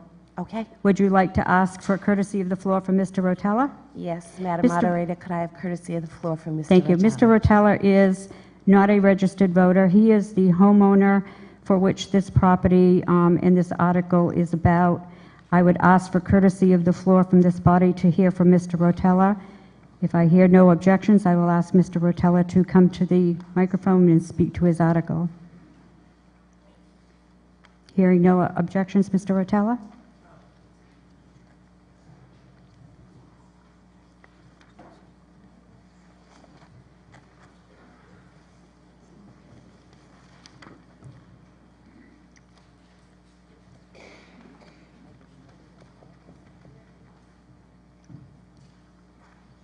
My name is David Rotella. I own a house on 23 Nanumet Street in Onset. There is a vacant piece of property behind my house, which is... Can you speak into the microphone, I'm sorry. please? My name is David Rotella. I own a house on 23 Nanumet Street in Onset. There is a vacant piece of property behind my house, which is an unimproved part of Gray Street.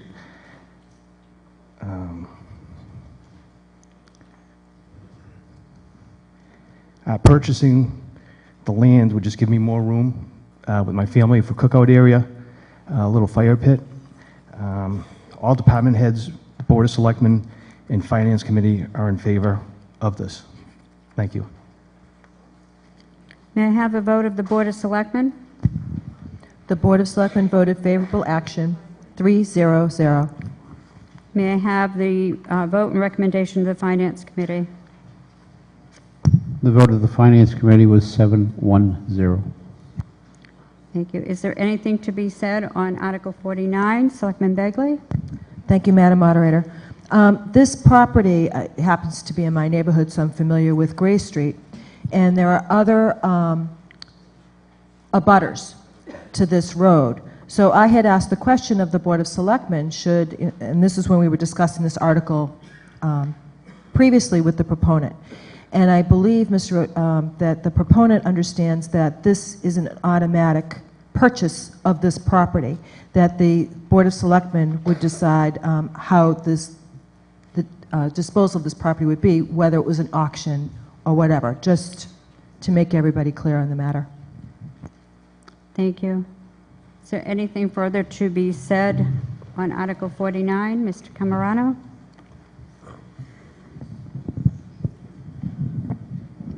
Yes, Madam Moderator. I was the person on the Finance Committee that voted against this. I have one issue about it.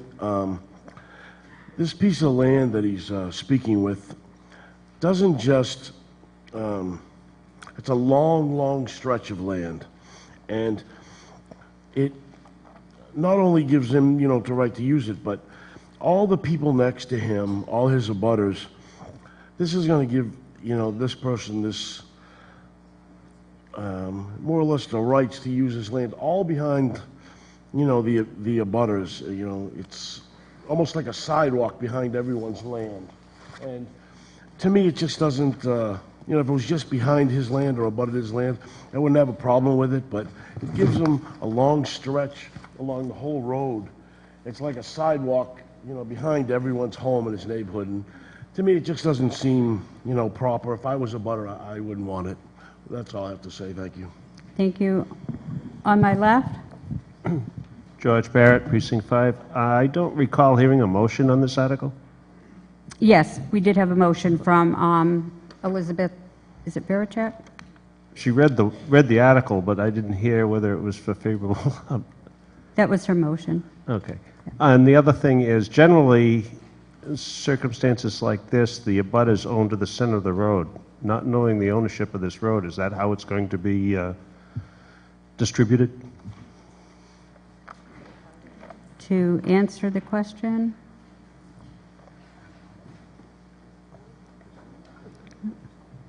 Is there anything further to be said on Article 49? On my right? Thank you, Madam Moderator. Brenda Ekstrom. Is it a private way? Just because the previous speaker from the planning board said if they own to the middle of it, that's only on private ways. If it's a public street. It was accepted by the town on March 6th, 1911. So it is a public way. And is there nothing on the other side of that? There are no houses or anything on the other side of Gray Street? If someone could answer the question. To answer Mr. the Vitella? question? Sure, Mr. Vitella, you could.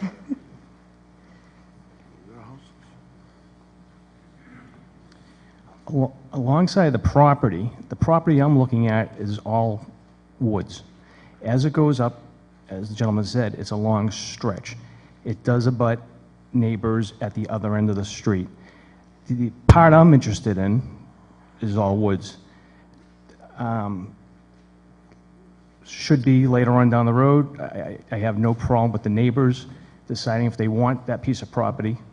That's not the issue. Speaking to council, you can't just buy a section of the street. You have to buy the whole street. It's not a walkway. It's not interfering with I anybody. think It's just woods. to answer her question, Mr. Rotella, are there abutters? There are butters on the opposite end. Thank you. Mrs. Ekstrom? But none across, like where the words Gray Street says right there, on the other side, there's no property, no streets, like. Can I answer the question?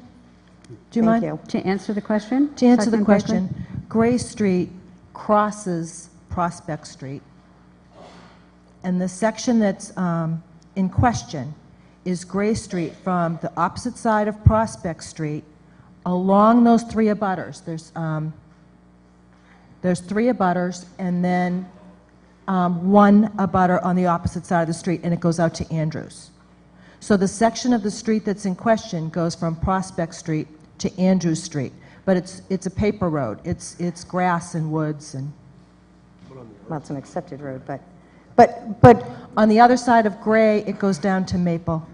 Okay, so the other side, there is an abutter, but they have access from Andrews and Prospect Street. It's from Prospect Street, the closest side of Prospect Street to Gray, through to Andrews. Thank you. Thank you. Is there anything further to be said on Article 49 on my right? Michelle Langford, District 4. Could you specify which section of Gray Street he wants to buy? It's really unclear with the maps that we're looking at. And what about all the other people that are adjacent to that street? Are they going to want to buy that land too? Are we going to eliminate that street altogether? To answer the question, if anyone cares to. I see no one willing to answer the question. So you can't specify which section of Gray Street we want to sell to him? Nobody knows? Didn't I just answer that? Selectman Begley? I think I tried to answer that question. Maybe I wasn't clear. No. Gray Street goes quite a distance, and it crosses Prospect Street. Is that up there? It crosses Prospect Street. Is he going to buy that To the whole right, where you see Gray Street, isn't really a street. It's grass and then woods towards Andrews. So Gray Street crosses Prospect and goes that way, but this part is inaccessible and hasn't been used as, it's a paper road. Has not been used as a I road. understand that. Are we selling him the whole street? That's not what this article is it, Madam Moderator? No, the article is to authorize the Board of Selectmen to dispose of the property. Now, how they choose to dispose of that will be up to the board.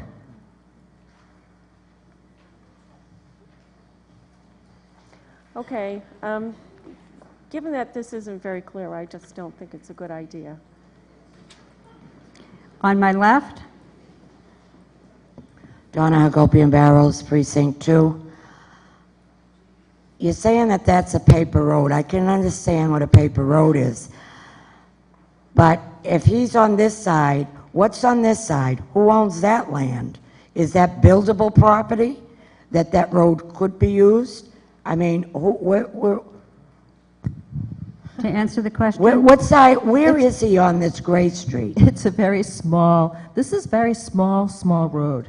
But on Gray Street, there are three properties. So there's a total of 3 lots, 2 on one side and one on the other, but they've already got homes on them, and there are no buildable lots. Those would be grandfathered, the size of the lots there. It's Onset. It's Nanumet Heights. Madam Moderator, I'm familiar with Nanumet Heights. It just, Madam Moderator, through you, I would like to ask where he sits on this road. To answer the question? That's what we're not seeing. Okay. Where is he? Maybe Mr. Rotella could identify exactly where his property is. To answer the question, Mr. Rotella. As we're looking at the map, it looks a lot bigger than, as we're looking at the map, it looks a lot bigger than it is, as Ms. Bailey said. There's actually myself and two abutters. If you see where the word street is above Gray, to the right of Gray, my house is approximately, is right above where the word street is. My property runs from street all the way to just after Gray. Before Gray, there is a house on the left and the right of the word Gray. Like I said, the street is only 20 feet wide. It looks a lot bigger than it is. There's only myself and the two abutters. Thank you. Does that answer your question, Mrs. Barrows? Thank you. Thank you. Gentleman on my right?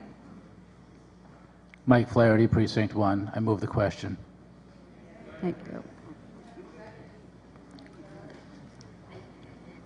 Okay, we have a motion before us to move the question. It does require a two-thirds vote. I will try for unanimous. All those in favor, please say aye. Aye. All those opposed? No. It passes by a two-thirds voice vote. The Article 49 is now before us. Because this is giving up an interest in land, it will require a two-thirds vote. So the article before us is Article 49, and in essence, what it is asking is to authorize the Board of Selectmen to dispose of this property on such terms as it deems appropriate. All those in favor, please say aye. Aye. All those opposed? No. It passes by two-thirds non-counted vote.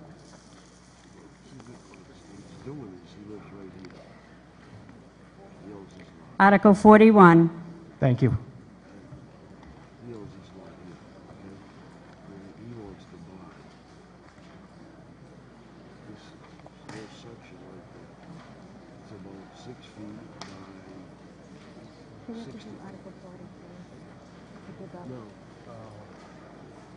Ladies and gentlemen, just bear with me one second. I believe, even though we're in the lottery, one of the things that we need to do is when there are interconnected articles, and Article 40, we would have to take that one first before we take Article 41. So if we could move to Article 40.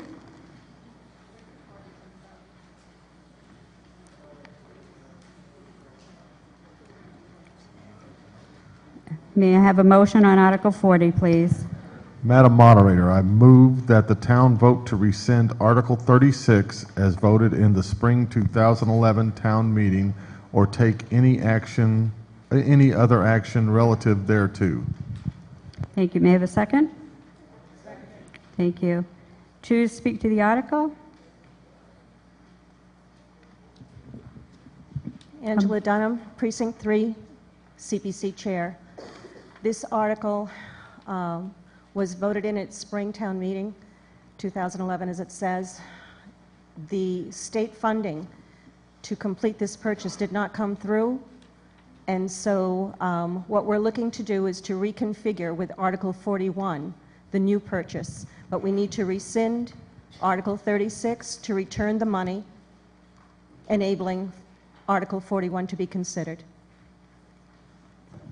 Okay, it's Article 36 of the prior town meeting. Yes, sorry. Not this town meeting. Yes. The article that we are rescinding is Article 36 from a prior town meeting. Because the state funding did not come through, we were not able to complete that purchase. May I have the vote of the Board of Selectmen? The Board of Selectmen voted favorable action 3-0-0. And may I have the vote and recommendation of the Finance Committee? The Finance Committee voted favorable action 7-0-0. Is there anyone to speak to Article 40? You coming down to speak to it now? Seeing no one, I will now call for a vote on Article 40. It requires a majority vote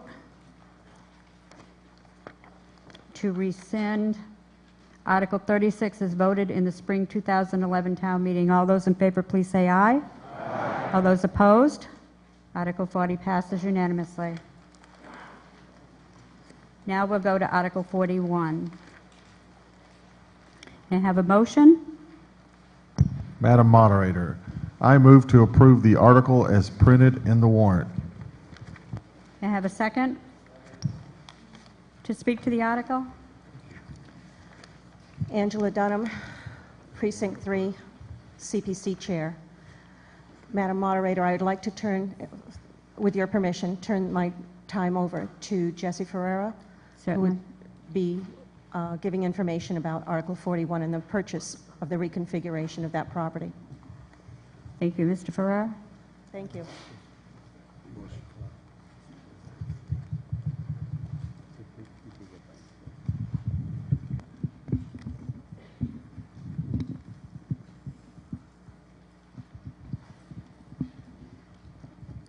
Hello, I'm Mr. Jesse. Ferrer. Yeah, okay.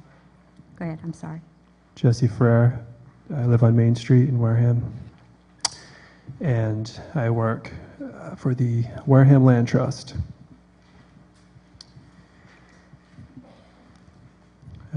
Before you tonight, we have a open space project for the town of Wareham to acquire along the Williantic River. It is very similar to last year's project, minus parcels that we had to omit because of not receiving a state grant that we had hoped for. Can you talk right up close to the mic, please? So, a vote in favor of this article authorizes our community preservation, authorizes the use of $430,000 in community preservation funds to purchase and permanently protect 20 acres of open space along the Williantic River. And included in the funding is monies to create a parking lot and trailhead. The location of the property is off of Blackmore Pond Road. There's a sliver of frontage that is 180 feet approximately in length and 0.13 or so of an acre, which is enough space for a parking spot and trailhead.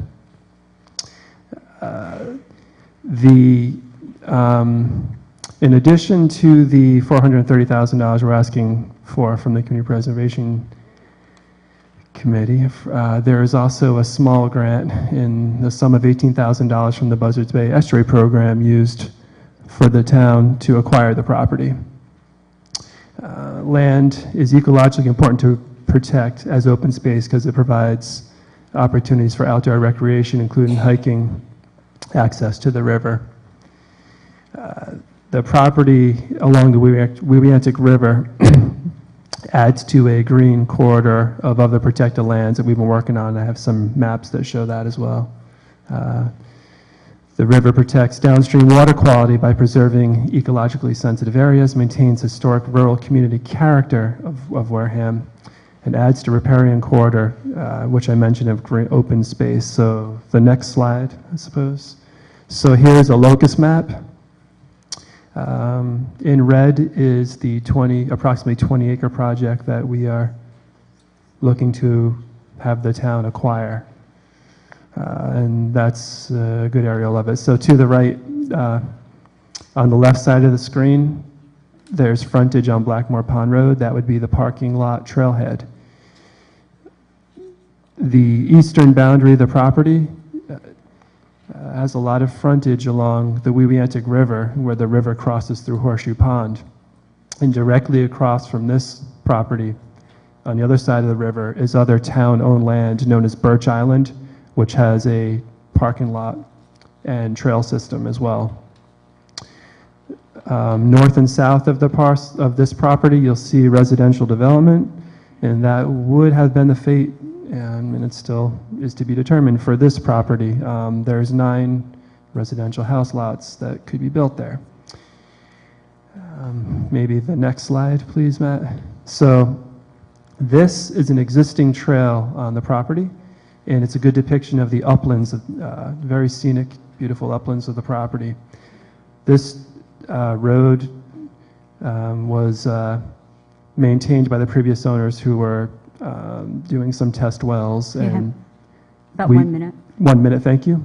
And this we plan to incorporate into the trail system. It's a nice wide trail, so keep the bugs off you, and it does go down to the river, and we need to link it to the parking lot, which is a short link. Next slide, please. So here we are at the northeastern corner of the property looking out towards Birch Island. There is a bit of a bluff as you approach the river. If you go to the northeast section of the property, it's a more gradual slope down to the water, better access to the water. I believe there's another slide here. Okay, I was wrong. So what I ask you for tonight is a vote in favor of this project. This is to be town-owned land, open to the public, permanently protected with town ownership and a conservation restriction held by the Wareham Land Trust and Buzzards Bay Coalition. Time. Thank you. May I have a vote of the Board of Selectmen? The Board of Selectmen voted favorable action 1-0. May I have a vote and recommendation of the Finance Committee? The Finance Committee voted favorable action 3-4-0. Is there anything to be said on Article 41?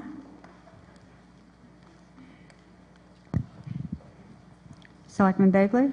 Thank you, Madam Moderator. I have a question. I know that I remember these discussions in the spring of 2011 on this property, and I know that the lots or the area has been reconfigured, and my question is this. Has there been any testing of the soil and water of this land for any kind of toxic anything? To answer the question? Angela Dunham, CPC Chair. A 21E was completed, and it proved that there was not a problem with the property. There was no contamination found. So has that been publicized anywhere, like on the website, or the results of those studies? To answer the the town question? has the if I could have Mr. Pichette To answer the question, answer, please. Mr. Pichette, would you like to come to the microphone and answer the question?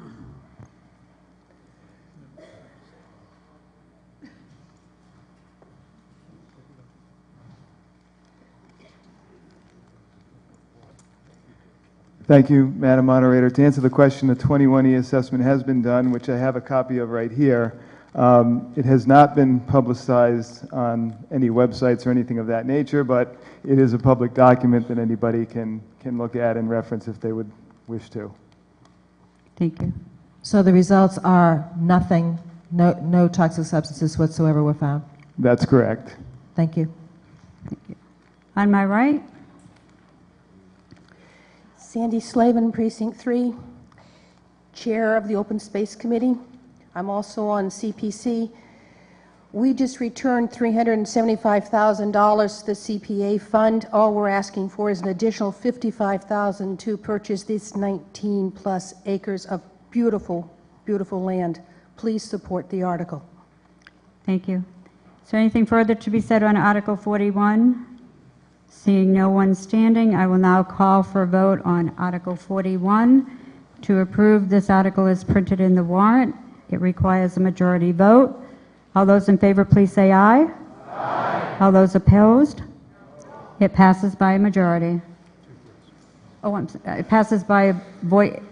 No, majority. Two-thirds. Okay, council just advised me that it's a two-thirds vote, and it did pass by a two-thirds vote, non-counted voice vote. Madam Clerk? 45.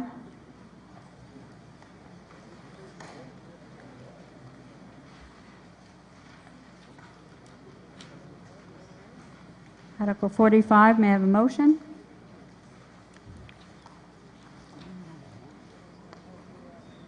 Mr. McDonald, you're up.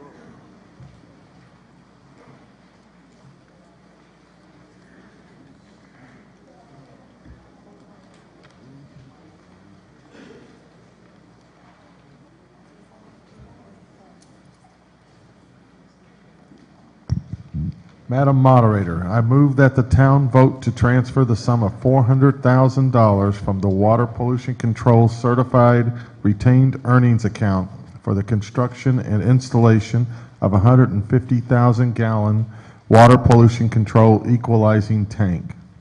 Do I have a second? I have a second. To speak to Article 45?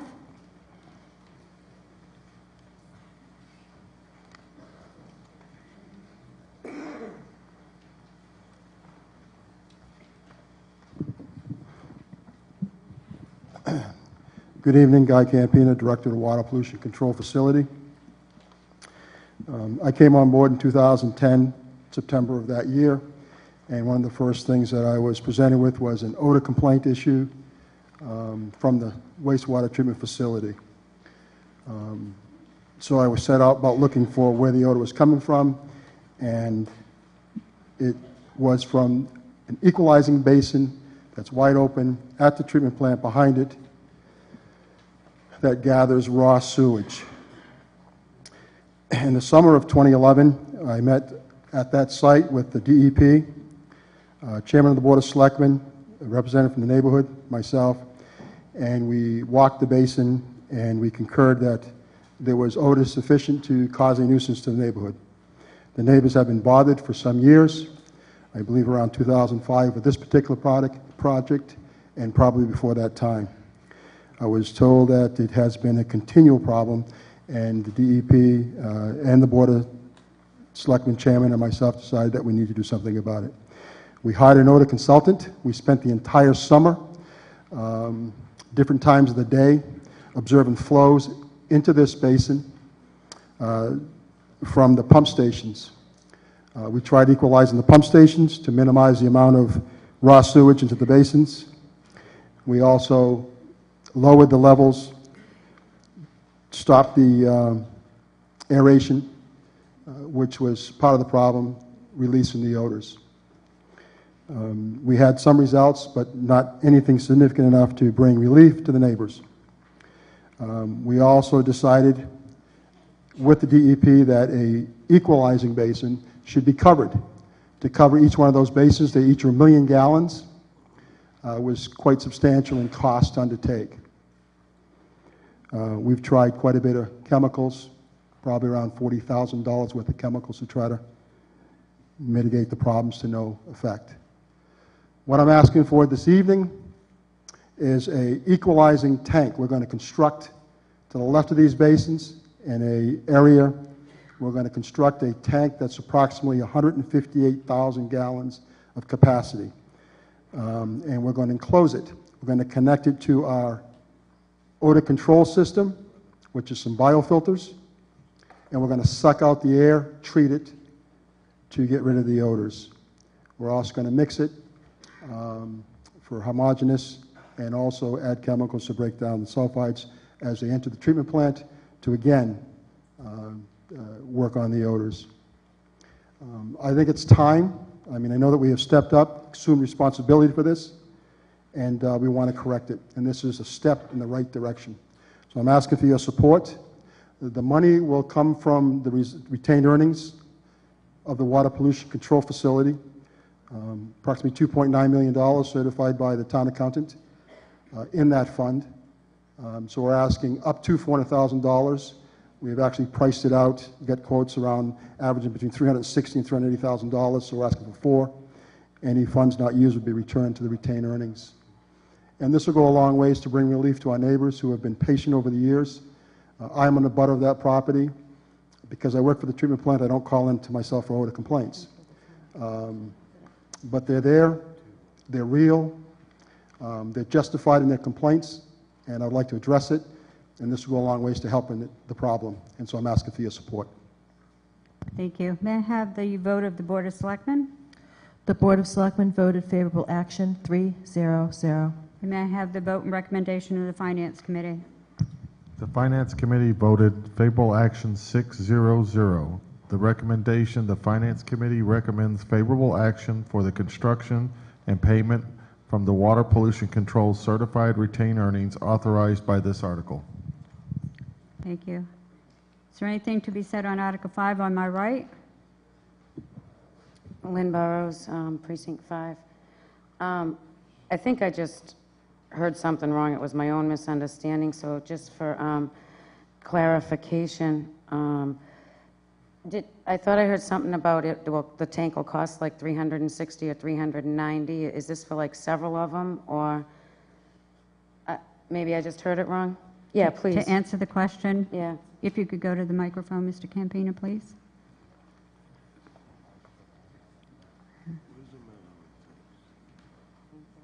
It's actually one tank only.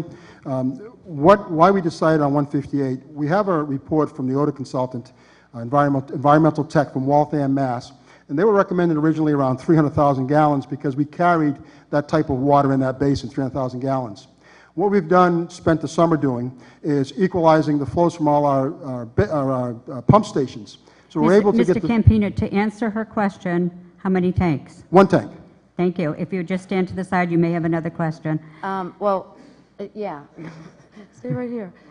No, I just, when you were explaining it, I thought Mrs. that... Burrows, through the moderator, please. Okay, through the moderator.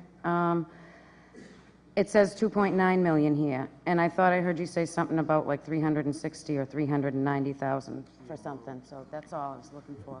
What I said is that we're asking for $400,000. We've got an estimate of quotes, if you will, around $360,000, $380,000. In the retained earning funds itself is $2.9 million, of which we'll draw the $400,000 from. Okay, so we don't expect to spend anywhere near that then? That 2.9, right? It's not going to, okay. I just want to make sure that's not what we're approving here. Thank you. And I also just want to say that it's about time we're doing something for the people in this neighborhood. I know they've put up with a lot, and I know that right now, as we're sitting here, their neighborhood stinks to the high heaven. So it's good to move forward this. I'm sorry I sent you back, Mr. Campina, but I just want to know, is this going to solve the problem? To answer the question?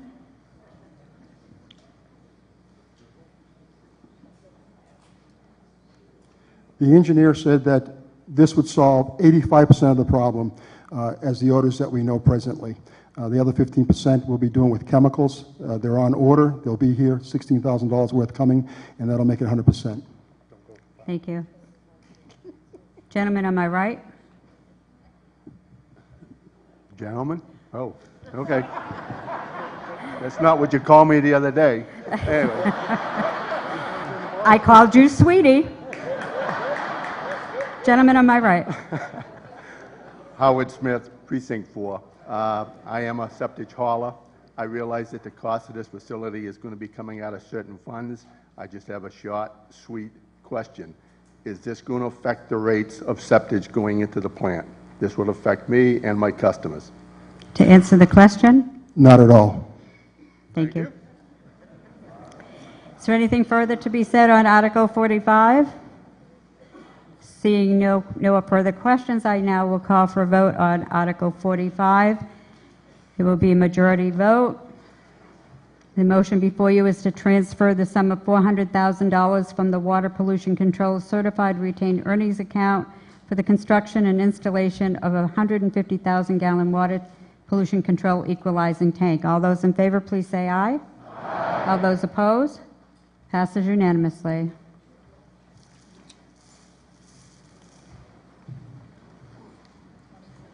Article 22.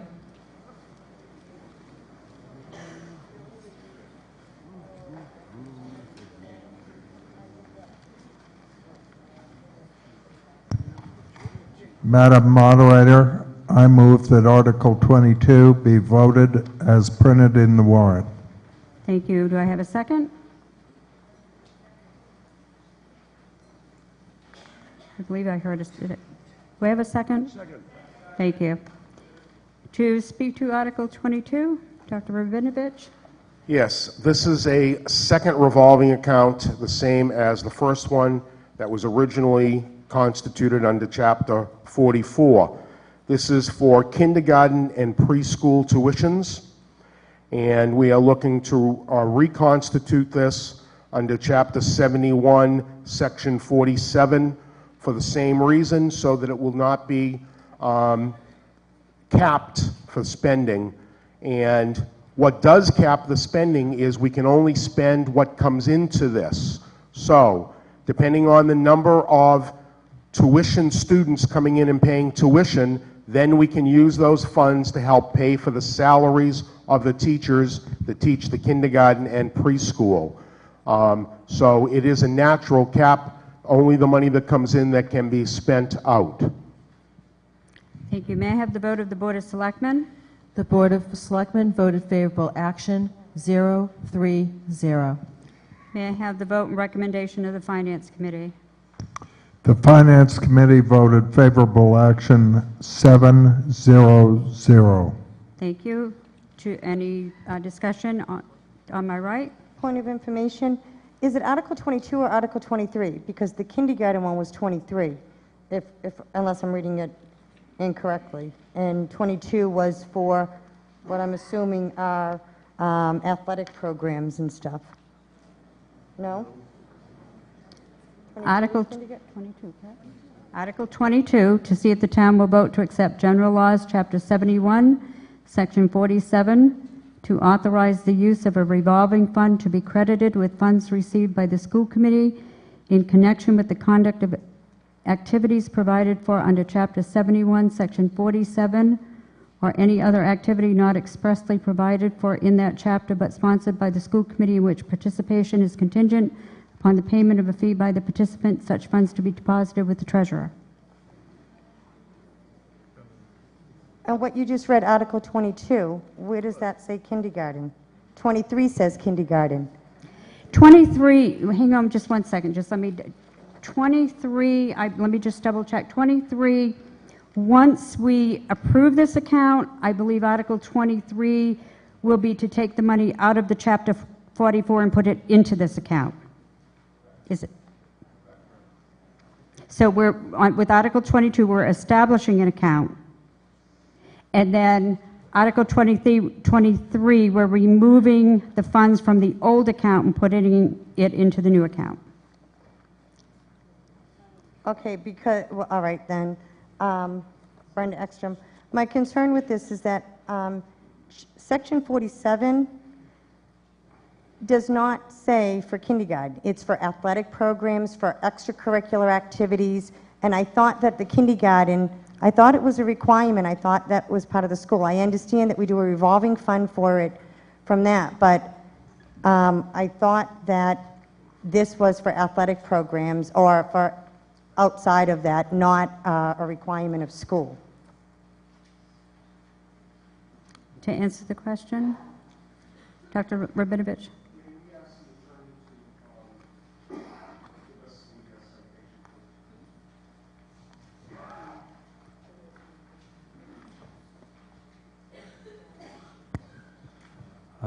Madam Moderator, through you to the previous speaker.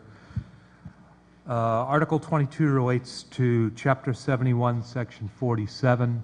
I won't read the statute to you because it goes on for a great length. To boil it down, Chapter 71, Section 47 allows for the creation of student activity accounts and allows the school committee to expend from the separate fund that would be authorized by a positive vote for the purposes of student activities.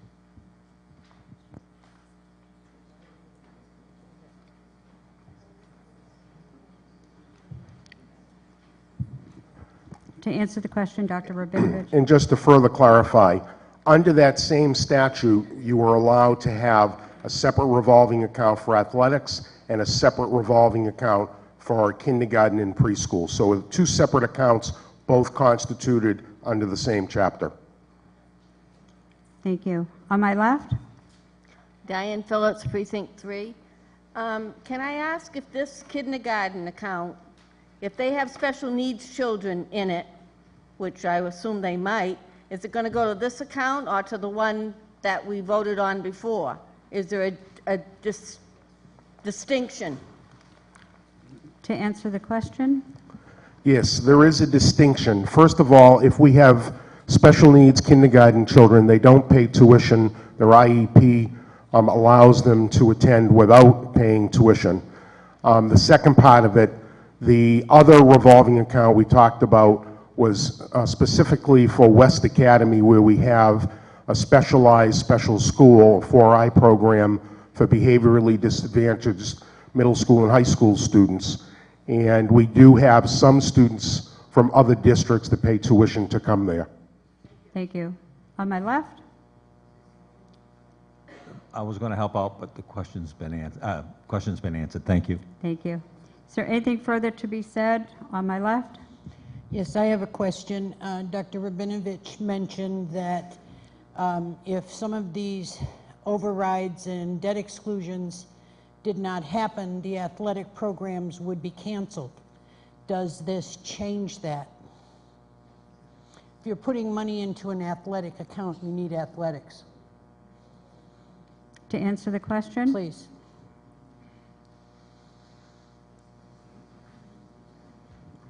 This revolving account has nothing to do with athletics. This is just for kindergarten and preschool tuitions. But to answer the question, we talked about reducing sports. We didn't mention canceling sports. So there still would be fees coming in. Thank you. On my right?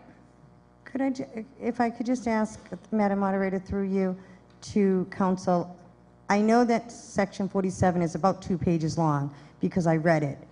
I did not see anywhere in there where it said that it could be used for kindergarten.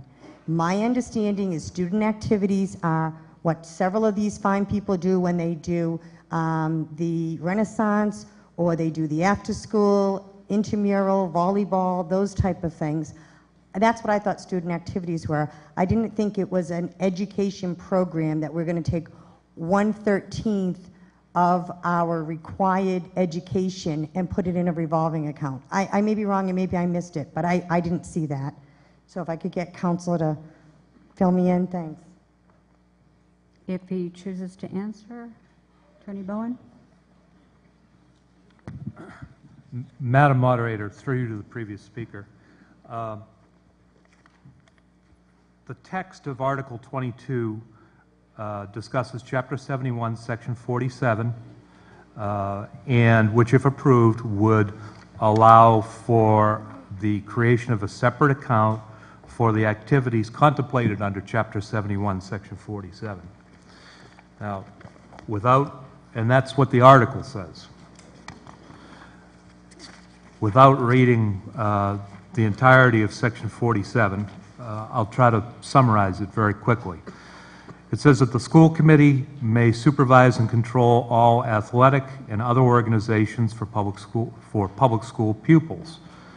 It lists expenditure. It says that expenditures by the committee for the organization of physical education, athletics, sports, games and play, apparatus, souvenir garments, facilities, yards and playgrounds, and so forth, shall be deemed to be expenditures for school purposes.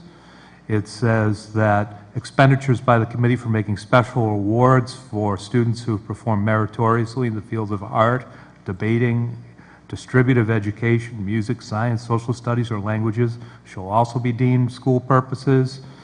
It says that the school committee may, with the approval of town meeting, set up a separate account. That money may be expended from this account for the purposes enumerated in Section 47.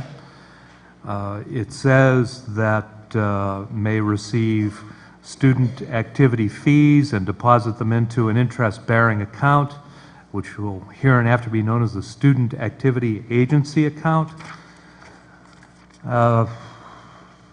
It says the school committee shall vote to set the maximum balance on the account, and it says that periodically the funds that are available in such student activity account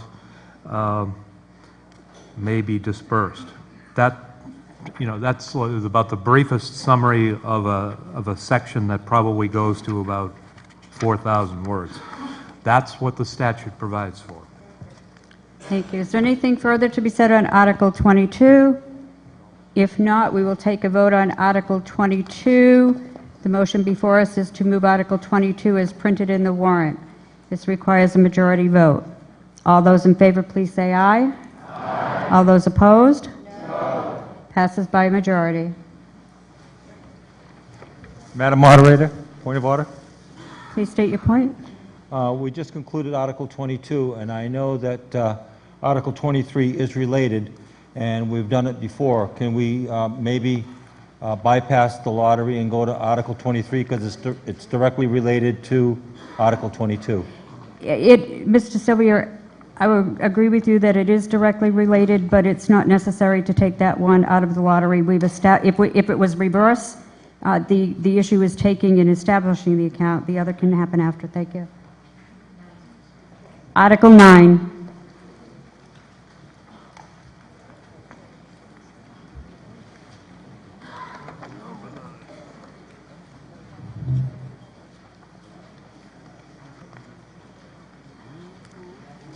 Article 9, may I have a motion, please? Yes, Madam Moderator.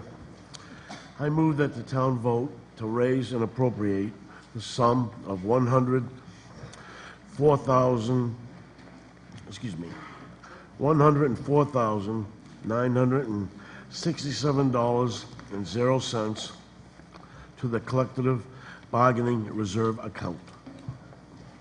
Do I hear a second? To speak to the article, Mr. Sullivan? Through you, Madam Moderator, this is simply setting up a reserve for collective bargaining. Thank you. May I have a vote of the Board of Selectmen? The Board of Selectmen voted favorable action 3-0-0. May I have the vote and recommendation of the Finance Committee? The Finance Committee voted favorable action 7-1-0. Thank you. Is there anything to be said on Article 9? Seeing no one standing, we'll now call for a vote on Article 9. It requires a majority vote. All those in favor of Article 9, please say aye. Aye. All those opposed? Passes by a majority.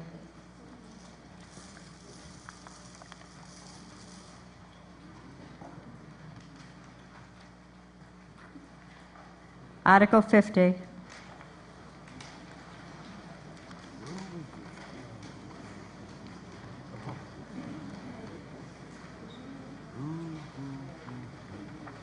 Article 50 is a petitioned account. If the petitioner would please make the motion.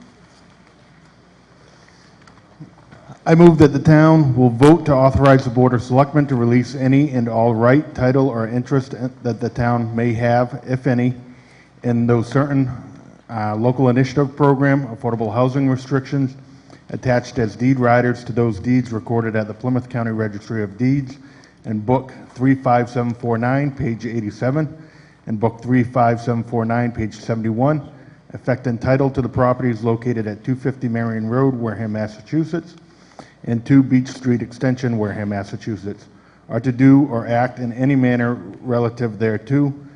Such a release is to be approved in form and executed by the Chairman of the Board of Selectmen. Do I have a second? I have a second.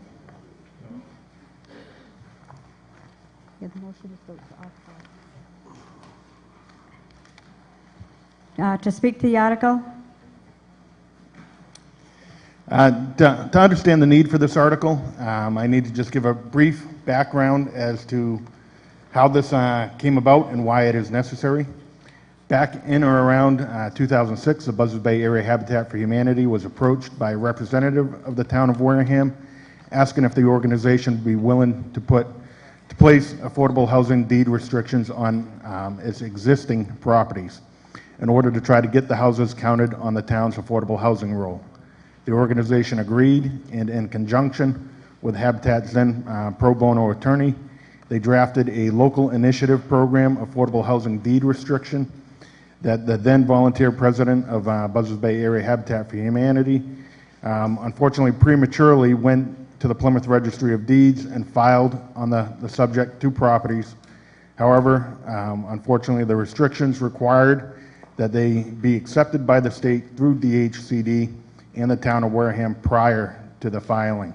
Neither was done.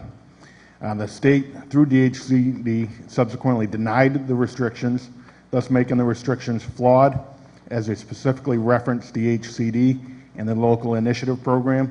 And unfortunately, there's no easy way to fix the error.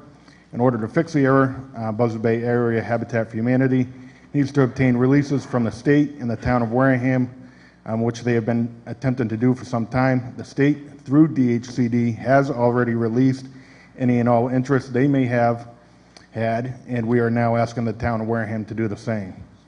Once released, the Buzzards Bay Area Habitat for Humanity plans to work with the Wareham Affordable Housing Trust in establishing 2 new affordable housing restrictions, one on 250 Marion Road and the other on an onset property that Habitat also built that does not currently have an affordable housing deed restriction.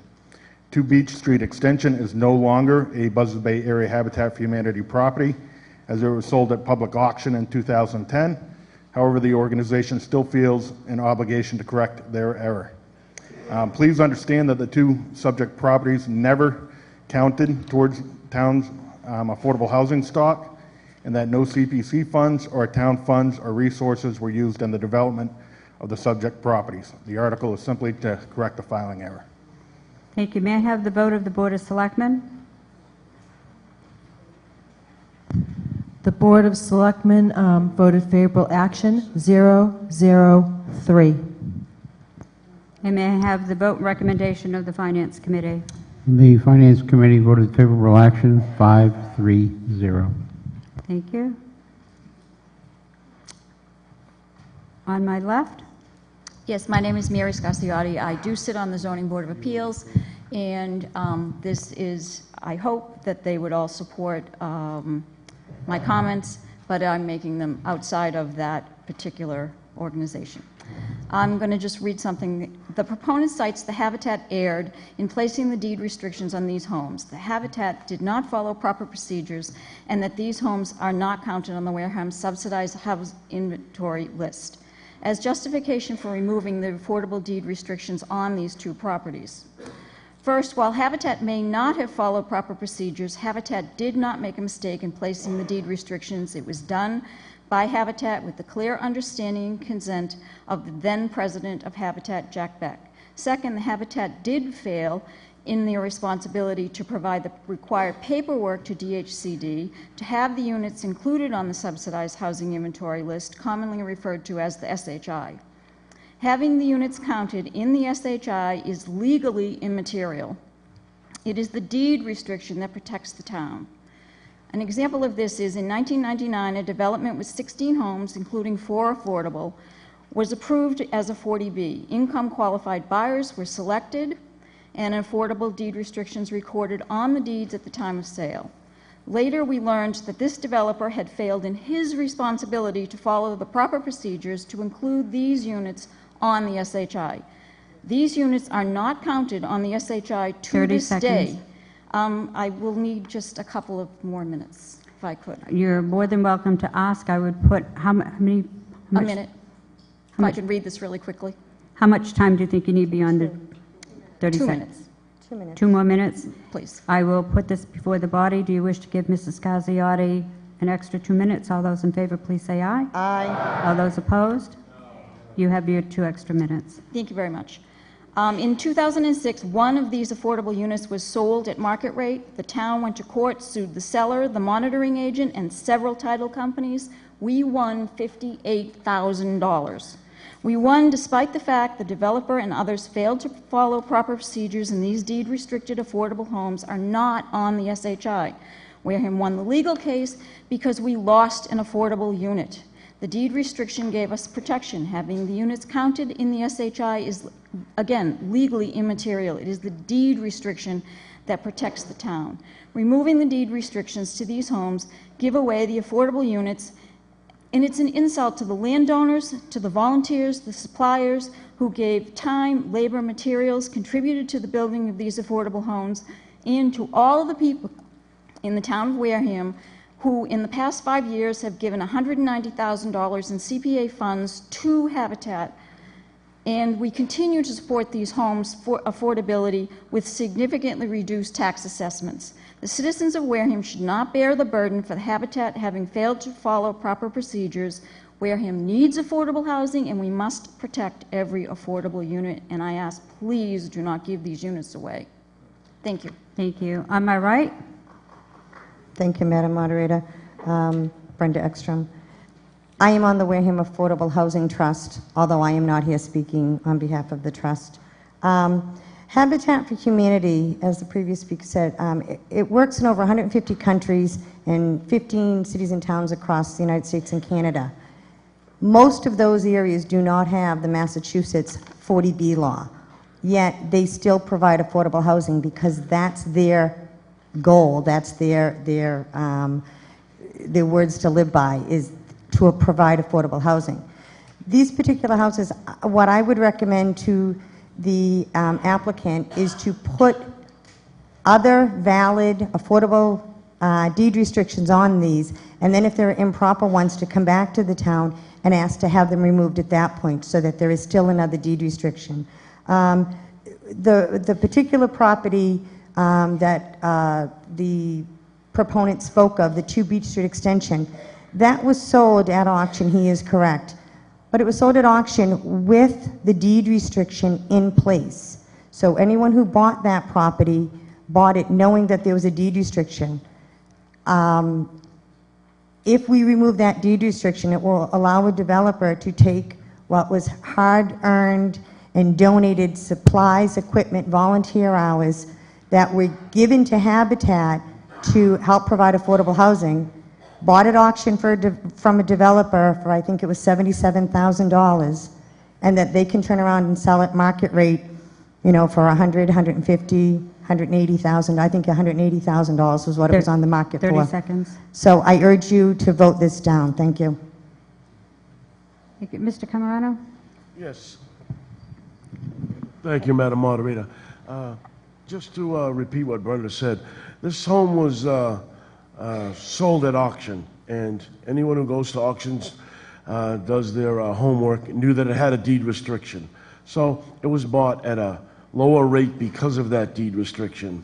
Now, Habitat Humanity dropped the ball on this, but for us to take this away is just benefiting the person who bought it at auction, and I don't believe that we should do that, and I feel you should vote this down. Thank you.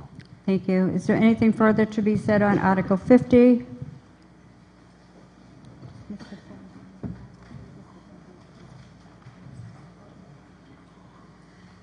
Yes, I just wanted to again say that these houses were existing Habitat houses when we went to place these deed restrictions. They were already, the homeowners were already in it, and they did not count towards the affordable housing stock. Thank you. Am I right?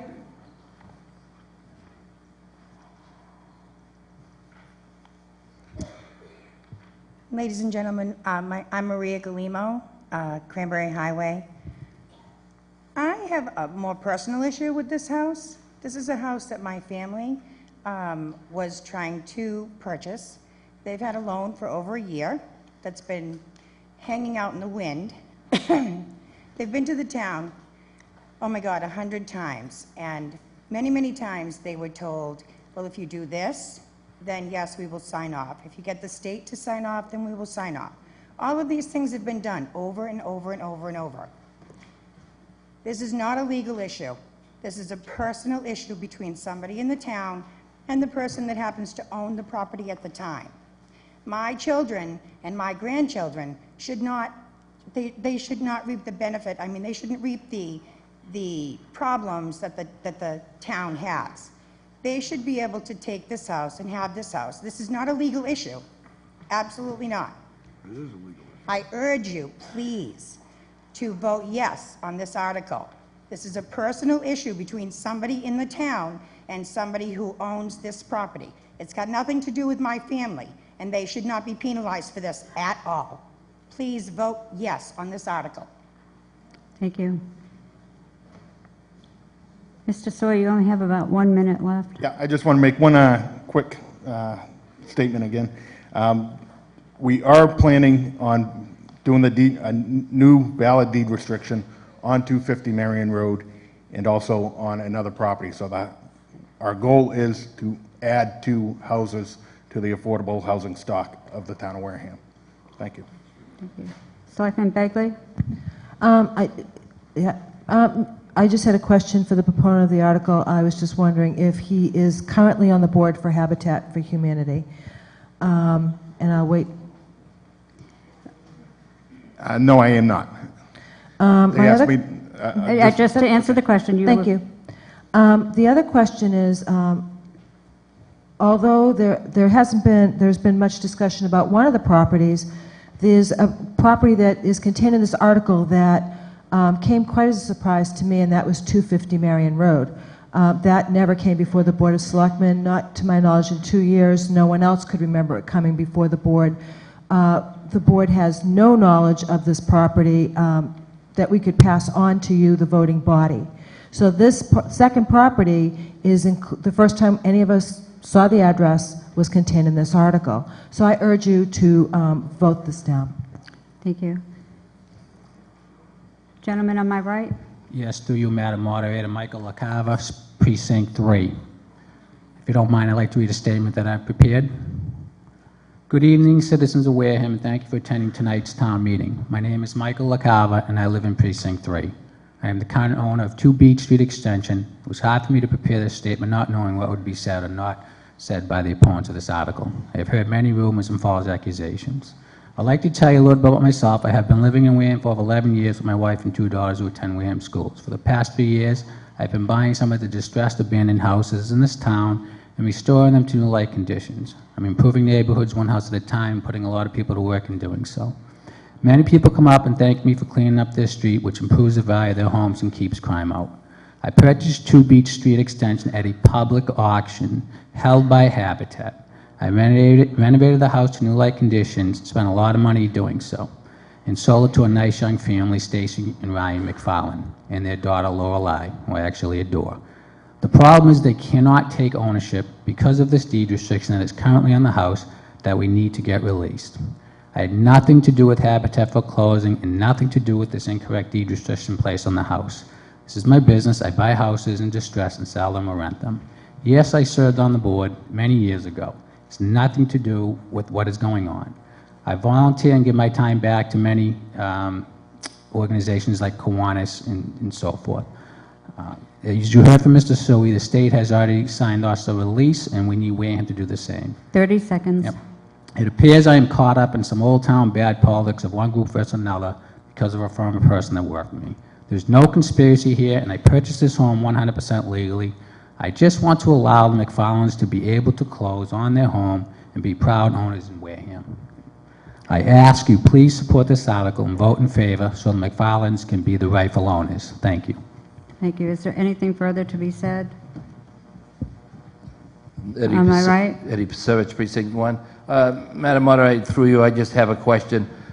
What was this house purchased for at auction, and what was it sold for to the family that was just mentioned by Mr. Pasevich, I don't think that's a relative question. The question before us is to release a restriction, and I don't think asking that is relative to this question.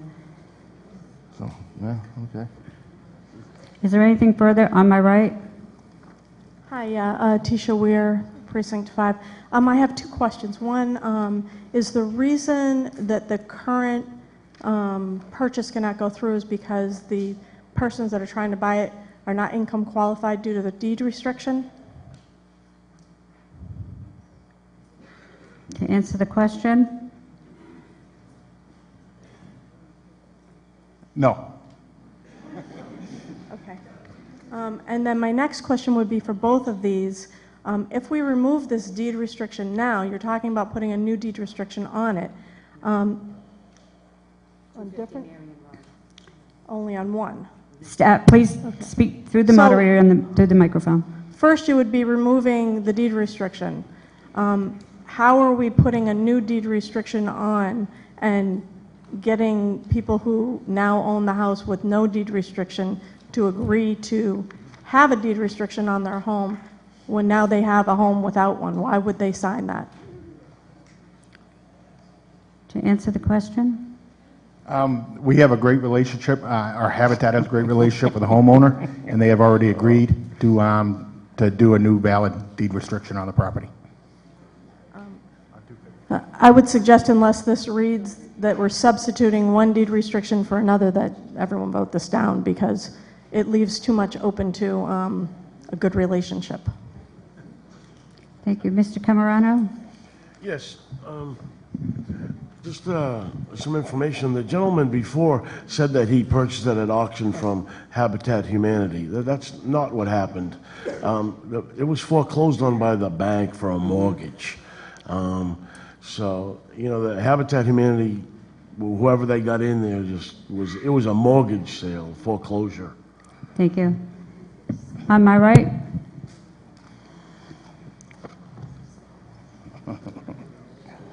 Lynn Burrows. Now, unless I don't understand much about deed restrictions, isn't it true that if we lift this, that this person can just turn around and sell it, whereas with a normal Habitat home, you can't sell it for 10 years. You have to hold on to it. So I would think that the person, that will give the person an opportunity to make a lot of money. Bought at public auction with a deed restriction. I have a problem with somebody buying this property at a public auction with a deed restriction and then selling it to somebody who can't use the deed restriction or wants it removed.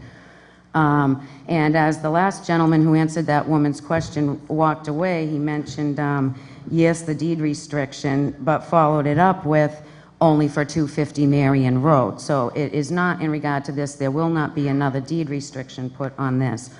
And you know, the woman who initially lost this because, you know, she purchased it at the low income price. The following year, okay, and I'm not sure of the price, let's say it's in the 80 to 100 range, okay? The following year, the thing is priced at over $200,000 assessed value, so her taxes go up. And then the next year, of course this is irrelevant. Burrows, please. $293,000 was the assessed value. Please stick to the question before us, which is And the I would issue of have a raising the problem. restriction. Somebody mentioned 2 more properties in the future through Habitat. I think we've had enough of Habitat. Mrs. Burrows, you're out of line.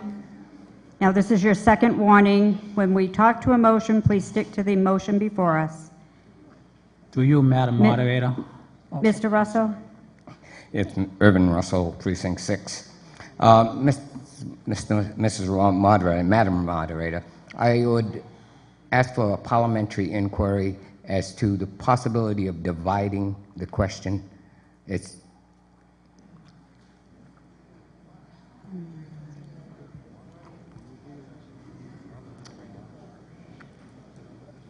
We could if we wanted to, Mr. Russell, but I don't see the purpose in it, honestly, and I'm going to rule against it. My basic concept is that there's an innocent victim commingled into this jargon that exists in this motion. And rather than to cause them further harm and suffrage, I would ask that we divide. I'm denying your motion. I'm denying it.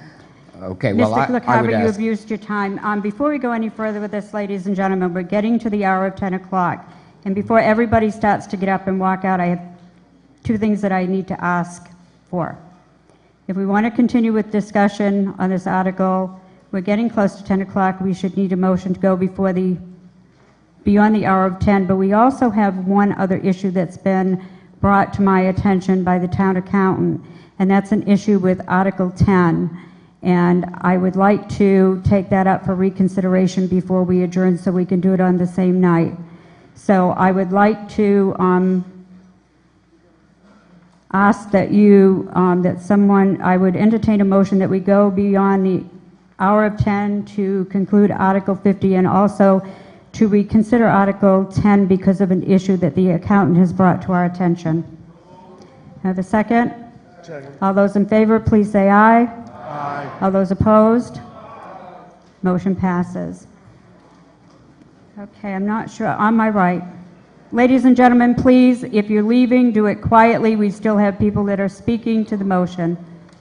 On my right? Sorry. September McCarthy, Precinct 1. Please speak into the microphone. September- Ladies and gentlemen, please, quietly. September McCarthy, Precinct 1. I just have a question regarding where exactly 250 Marion Road is, because when I do a Google search on it, it's Cranberry Cottage. I believe the property is next door.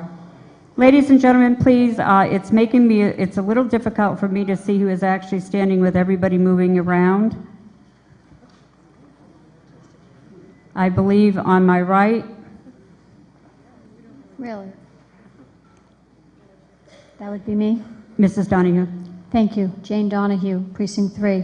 I'd just like to bring everybody's attention back to Ms. Scarziotti's very succinct argument as to why we should not lift this deed restriction, and I would respectfully request that we not lift, that you vote in that direction. Thank you. Thank you. Gentleman on my left. Madam Moderator, Cliff Sylvia, Precinct 1. I'd like to move the question. We have a motion before us to move the question. It requires a two-thirds vote. I will try for majority. All those in favor, please say aye. Aye. All those opposed? Passes by a voice majority.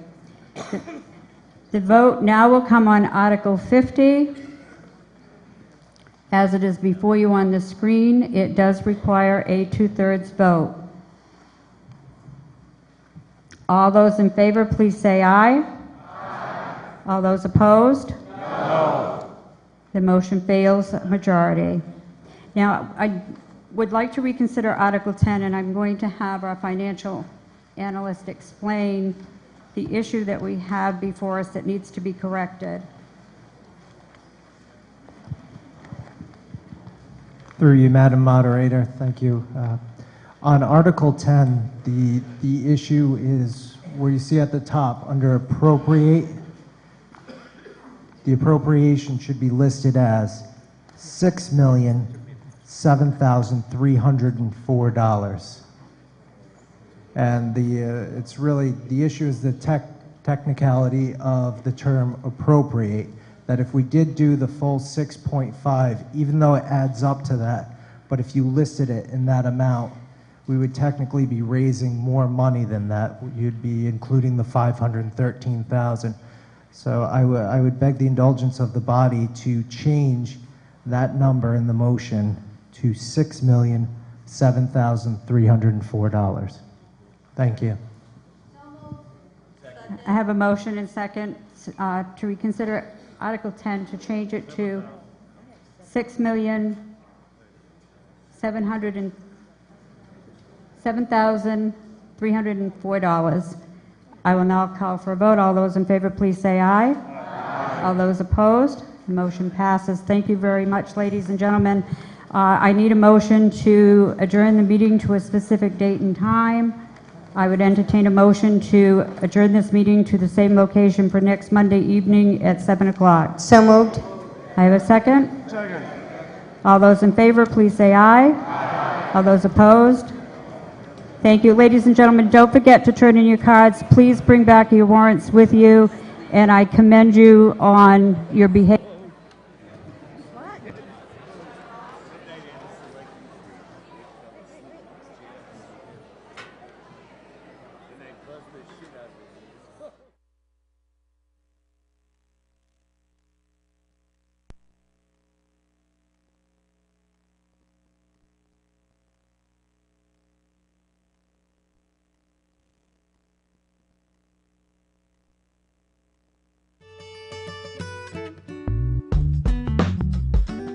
Hi, I'm Courtney Petrowski, Outreach Coordinator at Wareham Community Television. As you may know, WCTV is your source for live coverage of town meetings, Board of Selectmen meetings, and other municipal meetings, as well as local parades, gateman games, and school sporting events. What you may not know is WCTV is also home to a wide variety of locally produced original programming made by your Wareham neighbors. From morning talk shows to live music events to health and wellness programs, WCTV can help you put your ideas on television. Hey folks, my name is Bruce Gannon. I moved to Wareham back in the summer of 2009, and in the fall of 2009 was introduced to the wonderful world of WCTV. I came to Wareham in 2003, and I couldn't wait for this station to open up. My name is Linnell Butterfield. I live in Wareham and have for the past 12 years. I've been involved with Wareham Community Television since they moved to this building about 3 years. My name is Mike Dunphy. I'm 24 years old. I've lived in Wareham my whole life. I'm Patty Rumney, and I host Your Daily Gumbo. I'm a volunteer, I'm a member, and I view myself as an independent producer. I decided to do something a little different and launched Feel the Music, which is a live music show. I produce, direct, edit, shoot, work sound on a TV show that we have called At the Hub. I'm just looking to make music and to also incorporate the music with that visual, which I think people are looking to see. Bringing out the positives in Wareham rather than focusing on negatives. That's my goal. So I have a couple of things: history, technology, and being informed, and an educational mission. We do this live show and because I wanted the bands to be able to have an audience. I've gotten people on the show who are in various boards and commissions in the town to explain to us what they do. What are their purposes? Because I think most people don't really know. I'm working on a program called I Wonder Where the Yellow Went, which is a story of Wareham's sewer system.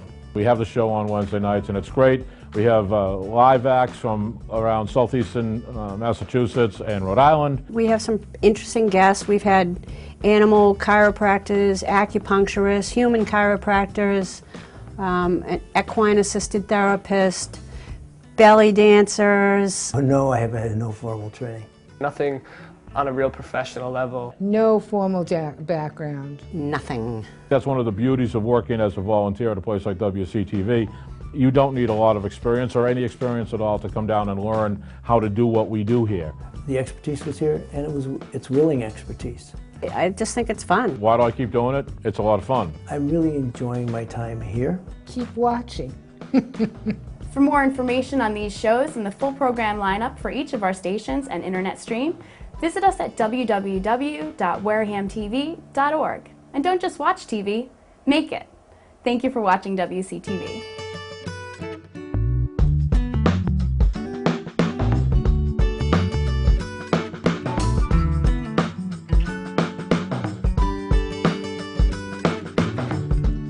Are you tired of paying high bank fees? It's not about the fees, it's really about you when you come here.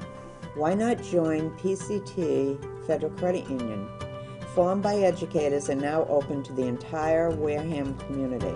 Unlike most banks, the credit union has no annual credit card fees, free checking, free ATM withdrawals, and generally lower loan rates.